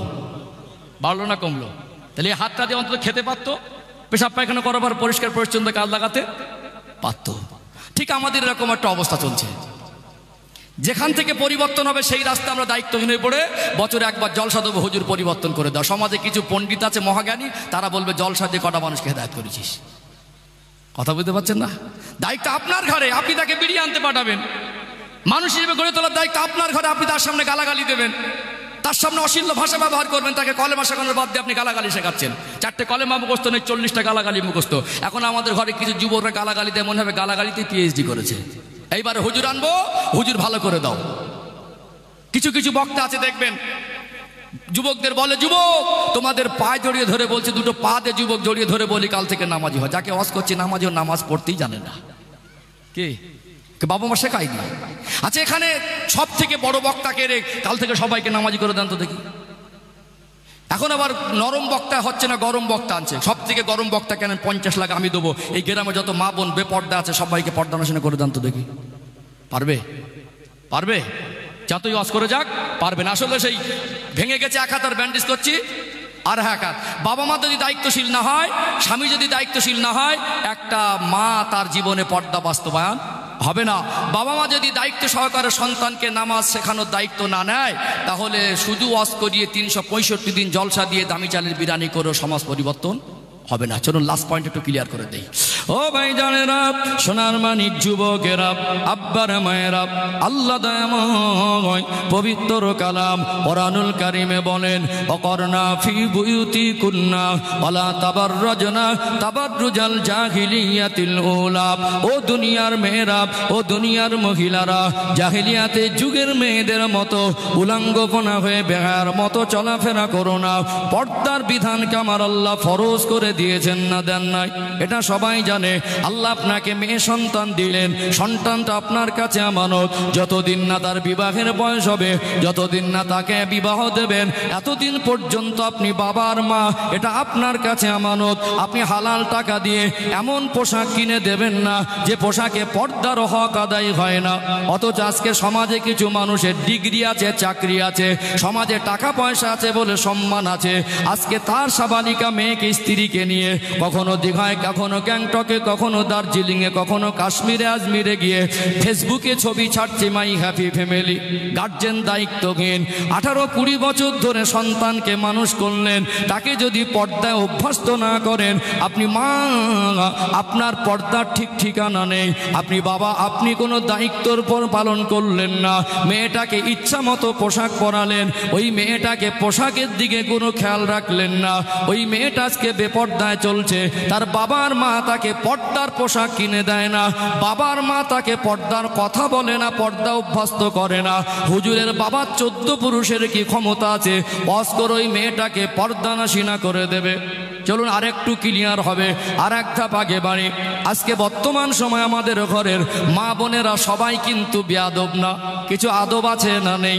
অনেক মা বোনেরা আছে, আজকে সবাইকে খারাপ বলবেন না, কিছু আছে ফ্যাশন আর মডার্নগিরি দেখাতে গিয়ে ভিন্ন ধর্ম অবলম্বীদের কালচার আকৃষ্ট হয়ে আজ বেহাপনার প্রতিযোগিতায় নেমেছে।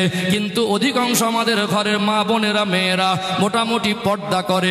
সবাই শর্ট গেঞ্জি আর প্যান্ট শার্ট পরে না, চুড়িদার পরুক, সালোয়ার কামিজ, নাইটি পরুক, ওড়না মাথায় দিয়ে চলে কি চলে না? মনে করুন একটা মেয়েকে আপনি মোটামুটি আদবে মানুষ করলেন, এই মেয়েটা চুল খুলে ঘোরে না, পেট পিট খুলে ঘোরে না, মেয়েটাকে বিবাহ দেবেন। মেয়ের বাবা আর মা গরিব মানুষ, নিম্নবিত্ত পরিবার। এখন খুব ধনী পরিবার থেকে যদি প্রস্তাব আসে, ছেলের যদি লাক্সারি গাড়ি আর বাড়ি থাকে, ছেলের নামে যদি 50 বিঘে জমি থাকে, ছেলের যদি 50 কোটি টাকার মালিক হয়, এরকম একটা ছেলে যদি একটা গরিব মানুষের সুন্দরী মেয়েকে বিবাহের প্রস্তাব দেয়, মেয়ের বাবার মা প্রাথমিক পর্যায়ে খুশি হবে কি হবে না? ফুলে কলা ব্যাঙের মতো হবে। আর জিজ্ঞাসা করার সাহস পাবে না মেয়ের বাবা ছেলেটা কলেমা জানে কিনা, নামাজ পড়ে কিনা, কোরআন শরীফ জানে কিনা। আজ জিজ্ঞাসা করার প্রয়োজন মনে করবে না। এখন আবার আনুষ্ঠানিকতার সঙ্গে উভয় পক্ষের সমর্থনে মেয়েটাকে অর্ধনগ্ন করা হয়। বিবাহের দিনে ছেলে পক্ষ বলছে আমাদের বৌমা আমরা সাজিয়ে নিয়ে আসবো। কি হচ্ছে? এখন বিউটি পার্লার থেকে লোক আনা হলো, যে মেয়েটার চুল, পেট পিট, খালাতো ভাই, ফুফুতো ভাই, মামাতো ভাই, গ্রামবাসী প্রতিবেশী দেখতে পাইনি, বিবাহের দিনে তাকে সাজিয়ে গুছিয়ে তাকে পাতলা একটা ওড়না মাথায় চাপিয়ে দেওয়া হলো। ওটা শরীর ঢাকা উদ্দেশ্য না, সৌন্দর্য বৃদ্ধিকরণ। বুঝতে পারছেন না? 20 বছর 21 বছর একটা মেয়ে, সে জীবনে পেট পিট খুলিনি, তাকে আনুষ্ঠানিকতার সঙ্গে লোক ভাড়া করে এনে তাকে অর্ধনগ্ন করা হয়। বিবাহ বাড়ি মানে ছেলে পক্ষ মেয়ে পক্ষ উভয় পক্ষের মধ্যে আত্মীয় স্বজন থাকে না, চাকরিজীবী থাকে, কিছু পণ্ডিত থাকে, কিছু মাতব্বর থাকে, কিছু হুজুর থাকে, কিছু জ্ঞানীগুণী থাকে, কিছু বিচারক থাকে, উভয় পক্ষে হাজিও থাকে। এত বড় একটা পরিবেশে উভয় পক্ষের লোকজন থাকে, কারোর কোনো প্রতিবাদ নেই। মেয়েটাকে অর্ধনগ্ন করা হলো, এরকম চেয়ার ভাড়া করে ছেলে মেয়ের বসিয়ে দেওয়া হলো, আর যুবক যুবতীরা ফটোগ্রাফিতে নামে। বুঝতে পারছেন না? আনুষ্ঠানিকতার সঙ্গে অর্ধনগ্ন করা হয়। এত জ্ঞানীগুণী মানুষ, সেখানে কারোর কোনো প্রতিবাদ নেই। ছেলেটা বিবাহ করে নিয়ে যাবে, এত ইমানের তেজ, গাড়িতে বসে আছে, বাড়ি যাওয়ার আগে স্ত্রীর ছবি তুলে ফেসবুকে নিলাম, দেখো আমার স্ত্রী বিয়ে করে বাড়ি যাচ্ছে। ঘটছে না? ঘটে না? ছেলেটার সঙ্গে বিবাহ হলো, 20 বছর মেয়েটার বয়স। 10 বছর স্বামী স্ত্রীর দাম্পত্য জীবন পার করলো। স্বামী হিসাবে কোনোদিন স্ত্রীকে পর্দার পোশাক কিনে দেয়নি, কোনোদিন পর্দার কথা বলিনি, কোনোদিন পর্দার বিষয়ে কোনোদিন সচেতন হয়নি। এখন তার স্ত্রীকে স্বামী চাইছে না পর্দা করুক, স্বামী স্ত্রীর পর্দার দায়িত্ব নিচ্ছে না। বাবা মা সেখানে উভয় পক্ষের গার্জেনের সমর্থনে একটা মেয়েকে অর্ধনগ্ন করা হচ্ছে, বাবা মেয়েটাকে পর্দার পোশাক পরাচ্ছে না। হুজুরের বাবা 14 পুরুষের ক্ষমতা আছে, হজ করে ওই মাটাকে পর্দা নাশিনা করে দেবে। তাহলে একদিকে বাবা মাকে দায়িত্বশীল হতে হবে, পর্দায় মানুষ করব, অপরদিকে যে এমন একটা ছেলের হাতে তুলে দেবেন সেই ছেলেটা যেন তার স্ত্রীর আমানত বোঝে, পর্দায় রাখতে পারে। যদি এই পন্থা অবলম্বন না করি, স্বামী আর বাবা মা যদি দায়িত্বহীন হয়, হুজুরের বাবার ক্ষমতা আছে, হজ করে পর্দা নাশিনা করে দেবে। এইবারে কিছু সমাজে মহাপণ্ডিত আছে, এই তোরা জলসা দিয়ে কটা মানুষকে হেদায়েত করেছি। আম গাছের ছাল জাম গাছে, বুঝতে পারছেন না? আম গাছের ছাল জাম গাছে। আপনি দায়িত্ব নেবেন না। আপনি বিয়ে বাড়ি গিয়ে খাচ্ছিলেন হাতের কবজি বুড়িয়ে, আপনার সামনে একটা যুবতী মেয়েকে, মেয়ের বয়সী মেয়েকে অর্ধনগ্ন করা হলো, আপনি ফ্যাল ফ্যাল করে দেখে হাসছিলেন, বলছেন হেভি লাগছে, আর আপনি দায়ভারটা হুজুরের ঘাড়ে ছেড়ে দিচ্ছেন। আপনার লজ্জা লাগে না? রাগ করছেন মনে হয়, রাগ করছেন মনে হয়। তাহলে কেটে গেছে, এক জায়গায় মলম লাগাচ্ছি আর এক জায়গায়। আজকে পরিবর্তন যে রাস্তায় হবে, যাদের উপর দায়িত্ব তারা দায়িত্বহীন, আর মনে করে বছর একবার জলসা দিয়ে হুজুরকে এনে পরিবর্তন করে দেওয়া। যেই পরিবর্তন হয় না, এবারে যারা কষ্ট করে পরিশ্রম করে আমাদের যুবকরা সমালোচনার শিকার হয়ে, আজকে যারা এখানে জলসা দেবে পরের দিন তাদের সমালোচনার শিকার হতে হয়। সম্মানিত ভাইয়ের, একটা আপনাদের দৃষ্টান্ত তুলে ধরে পরিষ্কার হয়ে যাবে। আল্লাহ পাক অসংখ্য অগণিত নবীদের মধ্যে 25 জন নবী ও রসুলের নাম কোরআন শরীফে দিয়েছেন। কজন?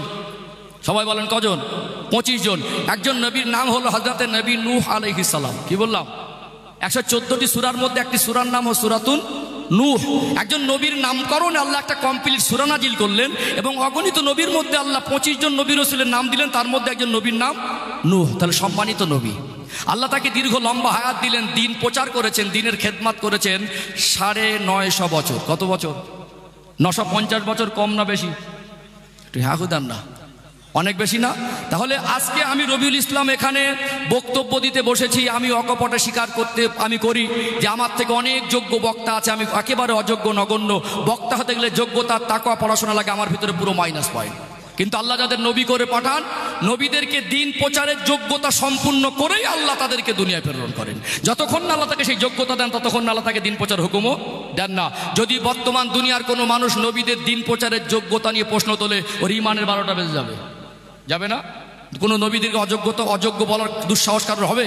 ইমানের 12টা বেজে যাবে না? তাহলে আল্লাহ একজন নবীকে দিন প্রচারের যোগ্যতা সম্পূর্ণ করেই আল্লাহ তাকে দিন প্রচারের দায়িত্ব দিলেন। সেই নবী 950 বছর দিনের খেদমাত করলেন। 950 বছর দিনের খেদমাতের ফসল সংখ্যা দাঁড়ালো, মুসলমানের সংখ্যা 40 অথবা 80 জন। কজন? কজন? আজকে যারা এই বেপর্দায় চলছে, নামাজ পড়ে না, অসৎ সঙ্গ দোষে ঘুরছে, 4টে কলেমা বলতে জানে না, জানাজার নিয়ত জানে না, সমাজ মদ খাচ্ছে, সমাজ পরিবর্তন হয় না বলে জলসা কমিটি আর বক্তাকে দায়ী করে, গলা লম্বা করে বলে জলসা দিয়ে কটা মানুষকে হেদায়েত করি, এত টাকা খরচা করলি কেন, এত টাকা বক্তা কি দরকার ছিল, এত করে জলসা দিয়ে কে এত জলসা দিতে বলেছে। এরা যদি নবী নূহ আলাইহিস সালামের জামানায় হতো, আজকে যারা জলসা বিরোধী, কোরআন বিরোধী, তারা নবী বিরোধী হয়ে যেত। হয়তো বলেই বসতো আপনি 950 বছরে কি করেছেন। কি মনে হয়? হিসাব কি বলে? বলেন, হিসাব কি বলে? বলে বসতো না? এই জন্য মনে রাখবেন, পৃথিবীর একটা মানুষ যদি পরিবর্তন নাও হয়, কোরআনের বাণী পৌঁছানো বন্ধ করা যাবে না। অর্থাৎ একটা গাছ, ফলের গাছ হোক, ফুলের গাছ হোক, একটা টবে লাগাবেন, লাগানোর পরে যদি ঠিকমতো তাকে পানি দেওয়ানো হয়, পরিচর্যা করানো হয়, আস্তে আস্তে শুকিয়ে মরে যাবার মতো উপক্রম হবে। আমরা ইমানি দিক থেকে দুর্বল হয়ে পড়েছি। কোরআনের কথা শুনলে ইমান বাড়ে, সাহাবাদের ইমানের কথা শুনলে ইমান বাড়ে, রাসূলুল্লাহর জবানে বর্ণিত হাদিসের কথা শুনলে ইমান বাড়ে, আখিরাতের কথা শুনলে, আল্লাহ রাসূলের কথা শুনলে ইমান বাড়ে। এখানে একটা মানুষকে এখানে বসতে বাধা দিতে পারেন না, যে একটা দিনের প্রচারের প্রেক্ষাপটে সেখানে মন্তব্য করতে পারেন না, বরং এখানে মানুষকে একজন আলেম হিসাবে তাদের নসিহাত করবে।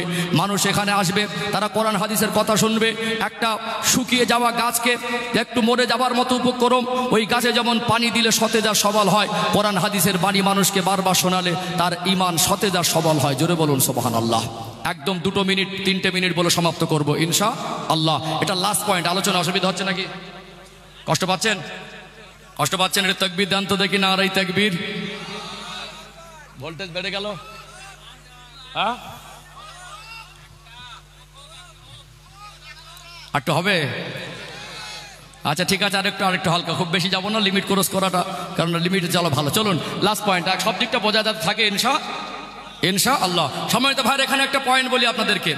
যখন অসুস্থ হয়ে আমরা কোনো রোগে অসুস্থ হই, তখন আমরা ডক্টরের কাছে যাই, যে রোগ হয়েছে ওই রোগের বিশেষজ্ঞ একজন যোগ্য ডক্টরের প্রয়োজন মনে করি, ঠিক তো নাকি না? আমার একটা রোগ হলো, মনে করুন যাদের সুগার, এখন বুঝতে পারছেন না, মনে করুন যাদের হার্টের রোগ, বা আপনার একটা চর্মরোগ হলো, একটা অ্যালার্জি যাইতে কিছু হলো, তাহলে আপনার চর্মরোগ হলো, চুলকোনা হলো, অতিষ্ঠ হয়ে যাচ্ছেন, এর জন্য আপনার কি 50টা ডাক্তারের কাছে গিয়ে 50টা প্রেসক্রিপশন দরকার আছে না? সেই রোগের বিশেষজ্ঞ একজন যোগ্য ডক্টরের পরামর্শ আর তার ঔষধটা দরকার আছে।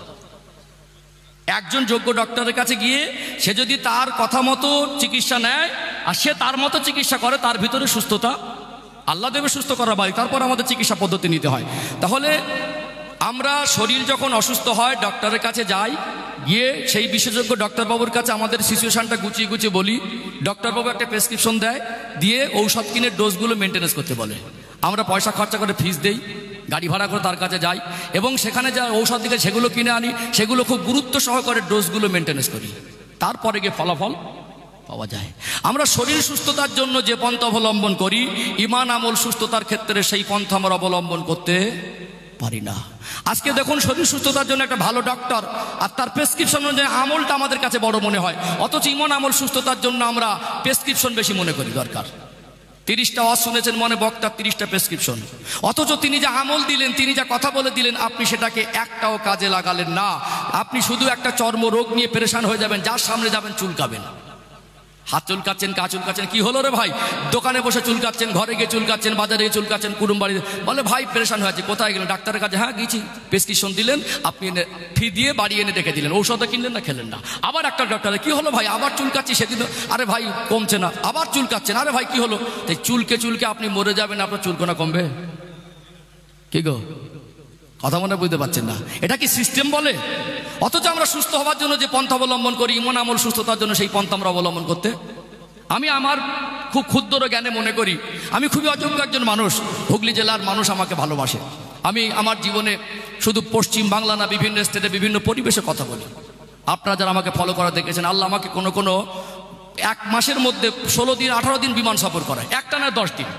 মানে লোক গাড়ি চাপে, মোটরসাইকেল চাপে, আমার একটানা 10 দিন বিমান সফর, গেছি এসছি এরকম। আল্লাহকে সাক্ষী রেখে বলছে, এরকম আমার জীবনে কখনো পার হয়ে যায়। তো আমি খুব ক্ষুদ্র অভিজ্ঞতা থেকে দেখেছি, একজন মানুষ সে যদি সত্যিকারে পরিবর্তনের মানসিকতা নিয়ে একজন আলেমের সোহবতে বসে তার জীবনের ঘাটতি পূরণের জন্য ইনফরমেশন নেন, আর একজন আলেম তাকে যা আমল দেবে 2 ঘন্টায়, সেইটাকে যদি সে মানে, তার জীবন পরিবর্তনের জন্য যথেষ্ট হয়ে যাবে। কথা মনে বুঝতে পারছেন না? একজন ডক্টরের কাছে গিয়ে 10 মিনিট সময়টাকে অনেক দামি মনে হয়।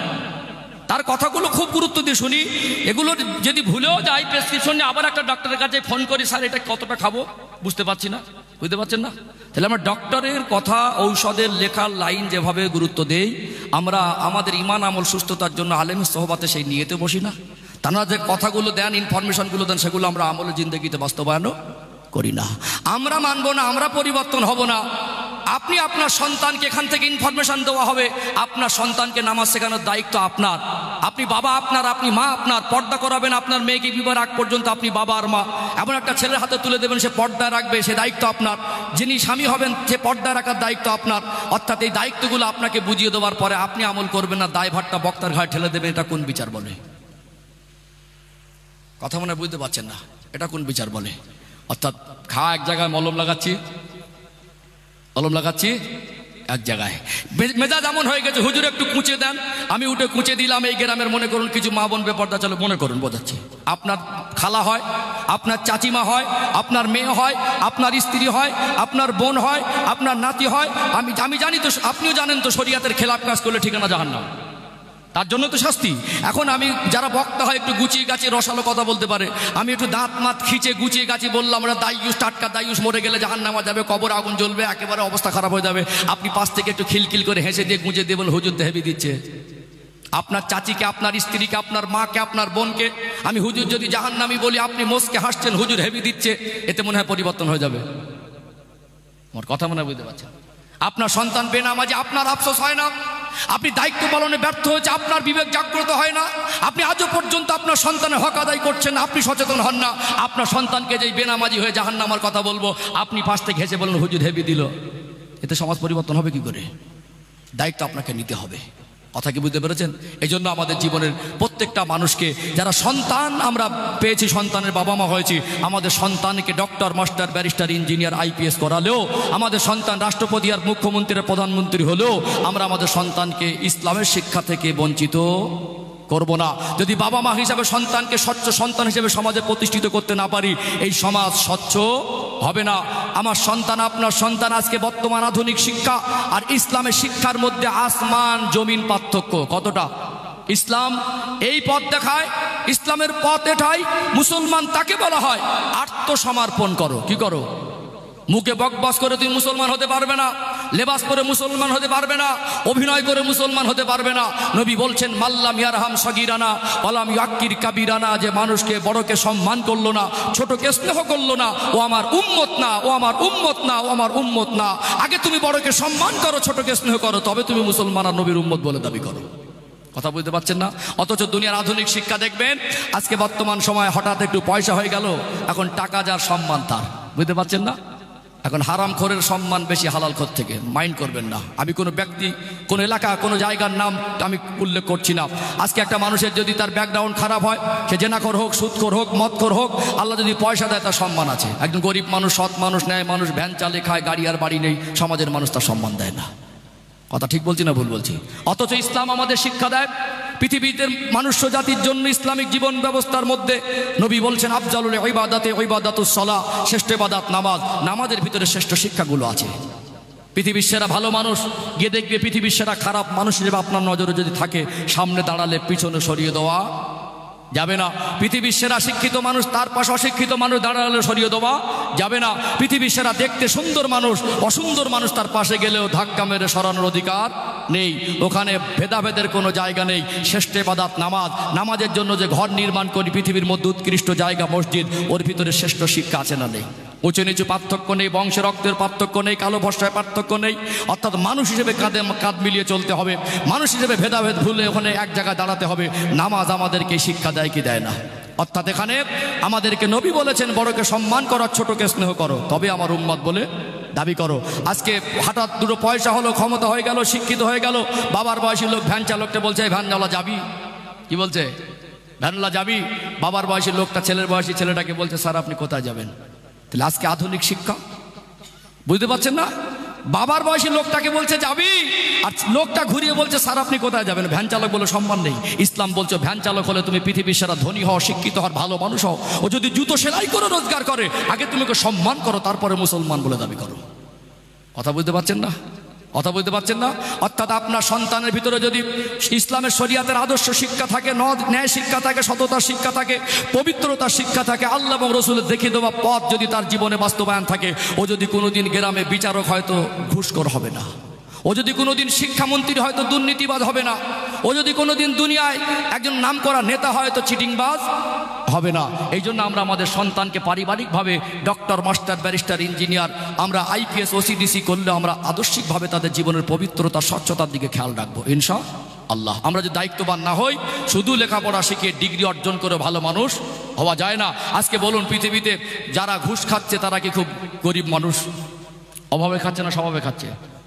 স্বভাবে খাচ্ছে না। তাহলে শিক্ষা আছে, টাকা আছে, অভাব নেই, তারপরেও তারা স্বভাবে নষ্ট হয়ে গেছে, গেছে না যায়নি। তাহলে ওর শিক্ষা, ওই শিক্ষা ওকে ওর পবিত্র জীবনটাকে ধরে রাখতে পারবে। কিন্তু ইসলাম যখন আসবে, আত্মসমর্পণ যখন করে দেবে, ও সুদের প্রতি লোভ গেলেও খেতে পারবে না। এই জন্য জান্নাতের হকদার হতে গেলে, ভালো সমাজের স্বচ্ছতা পরিবেশ তৈরি করতে গেলে এখানে বসে প্রত্যেককে প্রতিজ্ঞাবদ্ধ হতে হবে ইনশাআল্লাহ। ছেলে মেয়েদেরকে মানুষের মতো মানুষ করব ইনশাআল্লাহ। এই পন্থা যদি অবলম্বন না করি, সমাজ পরিবর্তন হবে না। আর একটা লাস্ট পয়েন্ট শেষ করবো, এটা লাস্ট পয়েন্ট। ধৈর্য হারাচ্ছেন, কমিটি ভাইদের বলবো তাবারক রেডি করেন, একটার মধ্যে শেষ করার টার্গেট আছে, তাবারক রেডি করেন। যাই হোক, সম্মানিত ভাইরা, এখানে যারা আছেন সবাই নামাজ শুদ্ধ করে পড়তে পারেন? পারেন না তো? তাহলে এখানে বসে আমি পরিবর্তন হয় না কেন? 30টা জলসা শুনছেন, অথচ আপনি নামাজ পড়তে পারেন না। তাহলে আপনাকে শিখতে হবে। কি করতে হবে? আপনাকে শিখতে হবে। পরিবর্তন হয় না কেন? আমরা মনে করি একজন আলেম ইমামকে আনবো, আমরা সেই ইমামের দায়িত্ব হয়তো 5 ওয়াক্ত নামাজটা পড়িয়ে দেবে, কেউ যাক আর না যাক, কেউ মরে গেলে জানাজাটা পড়িয়ে দেবে, কারোর মেয়ের বিয়ে হলে তাকে বিয়েটা পড়িয়ে দেবে, আর কোনো সবরেসানি হলে হুজুরকে দিয়ে একটু করিয়ে নেবো। সকালবেলা 2-4টে বাচ্চা যায় যাবে না যায় যাবে, যারা যায় একটু পড়িয়ে দেবে পার। অথচ একজন ইমাম মানে তিনি নেতা, নামাজে তার নেতৃত্ব মেনে আপনাকে নামাজ পড়তে হচ্ছে না? আপনি যতই বড় মহাপণ্ডিত হন, আপনি যদি ইমামতি জায়গায় না দাঁড়ান, আপনার বয়সে ছোট হোক আর যেমন দেখতে হোক আর যেই হোক, যেই বংশের হোক, তাকে ইমাম বলে মানতে হবে। বুঝতে পারছেন না? তাহলে আমরা নামাজে তাকে ইমাম বলে মানছি, অথচ নামাজের বাইরে আমরা আর ইমামের নেতৃত্ব মেনে চলতে চাইছি না। সম্মানিত ভাইরা, এখানে বর্তমান সময় আজকে অধিকাংশ জায়গায় ইমামতিটাকে গোলামতির পর্যায়ে নিয়ে যাওয়া হয়েছে। কিসের পর্যায়ে? গোলামতির। আগে ইমাম দ্বারা সাধারণ মানুষ পরিচালিত হতো, এখন সাধারণ মানুষ দ্বারা ইমামদের পরিচালনা করার একটা চক্রান্ত চলছে। এখন পয়সা হয়ে গেলে মনে করে আমি হুজুরের কাছে বসবো শিখতে, 24 ঘন্টার ভিতরে 10 মিনিট একজন ইমামের সোহবতে বসেন। ক মিনিট? কমের উপরে 5 ওয়াক্ত নামাজের পরে যে কোনো একটা ওয়াক্তে, যাদের নামাজ শুদ্ধ নেই, জানাজা পড়তে জানেন না, কোরআন তেলাওয়াত করতে জানেন না, কলেমা জানেন না, 10 মিনিট বসবেন। ক মিনিট? 1 বছর বসে দেখুন, 10 মিনিট করে 1 মাস লাগুক সূরা ফাতিহা মুখস্থ হোক, আর 1 মাস লাগুক, আর একটা 5 মাস গেলেও তো 5টা সূরা মুখস্থ হবে। 4 মাস যদি জীবনে ব্যয় করে 10 মিনিট করে, তাহলে আপনার তো জানাজা নামাজে 4টে দোয়া মুখস্থ হয়ে যাবে নিয়ত ধরে, তাহলে সারা জীবনের জন্য শুদ্ধ হয়ে যাবে। এখন যদি বলা হয় এই কথাটা, কিছু মানুষ বলবে আমি শিক্ষিত, আমি এলাকার মধ্যে ধনী, আমি এলাকার মধ্যে নেতা, আমি এলাকার মধ্যে নামি দামি মানুষ, বিশিষ্ট লোক বলে আমাকে সম্মান দেয়, আমি হুজুরের কাছে বসবো। এটা প্রশ্ন তৈরি হবে। বুঝতে পারছেন না? আপনি কত বড় পণ্ডিত, হুজুরের কাছে বসবেন না? কেন বসবেন না আপনি? তাহলে আপনার যদি বেঁচে থাকা অবস্থায় হুজুরের প্রয়োজন না হয়, মরে যাওয়ার পরে কেন প্রয়োজন হবে? আপনার যদি এতই বড় পণ্ডিত হন, মানুষের প্রয়োজন যদি না হয় আপনার, তাহলে আপনি বলুন মরে যাওয়ার পরে আপনার গোসলের কেন প্রয়োজন হবে? গোসল তো করতে পারবেন না, তাহলে গোসলটা দেবে কে? জানাজাটা পড়াবে কে? কবরে নামাবে কে? তাহলে আপনাকে মানুষের প্রয়োজন হবে। অর্থাৎ এটা সিস্টেম বলে, যেমন একজন MBBS ডক্টর, তিনি এখানে বসে তালাকের ফতোয়া দিতে আসবেন না। আমি একজন হুজুর হয়ে, আলেম হয়ে, আমি ওটি রুমে গিয়ে একজন মুমূর্ষু ব্যক্তির পেট কেটে অপারেশন করতে যাব না। আমার দরকার হলে ডক্টর ওটি রুমে গিয়ে শুয়ে পড়বো, ডক্টর অপারেশন করবে। ডক্টরের দরকার হলে কোরআনের আয়াতের মানে মতলব যার কাছে আছে তার কাছে শিখে নেবে। ওয়াতাসিমু বিহাবলিল্লাহি জামিআউ ওয়ালা তাফাররাকু। আল্লাহ বলছেন তোমরা একে অপরে বিচ্ছিন্ন হয়ে যাও না। একদম নিম্ন স্তর থেকে উচ্চ স্তর পর্যন্ত ঐক্যবদ্ধের ভিতরে কল্যাণ আছে। সম্মানিত ভাইরা, যতক্ষণ না আমরা ইগো জিনিসটাকে সরাতে পারবো, এই আমিত্ব ভাব, অহংকার জিনিসটা মেটাতে পারবো, আমরা একে অপরের প্রয়োজনে কাজে লাগাতে পারবো, ততক্ষণ না আমাদের জীবন পরিবর্তন হবে না। যে কোনো আপনার জীবনের একেবারে জন্ম থেকে নিয়ে মৃত্যু পর্যন্ত যে কোনো একটা সময় যদি ইসলাম জানলে ওয়ালাদের সোহবাতে আপনার সময় না কাটে, আপনার জীবনে গাড়ি বাড়ির উন্নতি হবে, রাস্তাঘাটের উন্নতি হবে, টাকা পয়সার উন্নতি হবে, আপনার ঈমান আমলের উন্নতি হতে পারবে না। ছোটবেলা যদি আপনার বাবা মা বসিয়ে দেয় আপনার বেড়া পার, আর যদি বসে না দেয় জওয়ান বয়সে বসুন, তারপরে যদি না বসেন বুড়ো বয়সে আপনাকে বসতে হবে, তা না হলে আপনার নামাজ শুদ্ধ হবে না। তাহলে ইসলাম এই ভেদাভেদটা মেটাতে এসেছে, অথচ আমরা ভেদাভেদ নিয়ে বসে আছি। আমি হুজুরের কাছে বসবো, আমি হুজুরের কাছে বসবো। কেন বসবেন না হুজুরের কাছে? হুজুরের পিছনে নামাজ পড়ছেন, তখন লজ্জা হয় না? একজন ইমামের প্রতি যদি আপনার ভক্তি শ্রদ্ধা না থাকে, ইমামের প্রতি বিদ্বেষ মনোভাব নিয়ে তার পিছনে নামাজ পড়লে নামাজও দুরস্ত হবে না। আলেমের কাছ থেকে জেনে নেবেন, মুফতির কাছ থেকে। তাহলে আপনাকে ইমামকে ভালোবেসে তার পিছনে নামাজে দাঁড়াতে হচ্ছে না? তাহলে আপনি নামাজের বাইরে এসে কেন তাকে ভালোবাসতে পারছেন না? এখন আমাদের চরিত্র হয়ে গেছে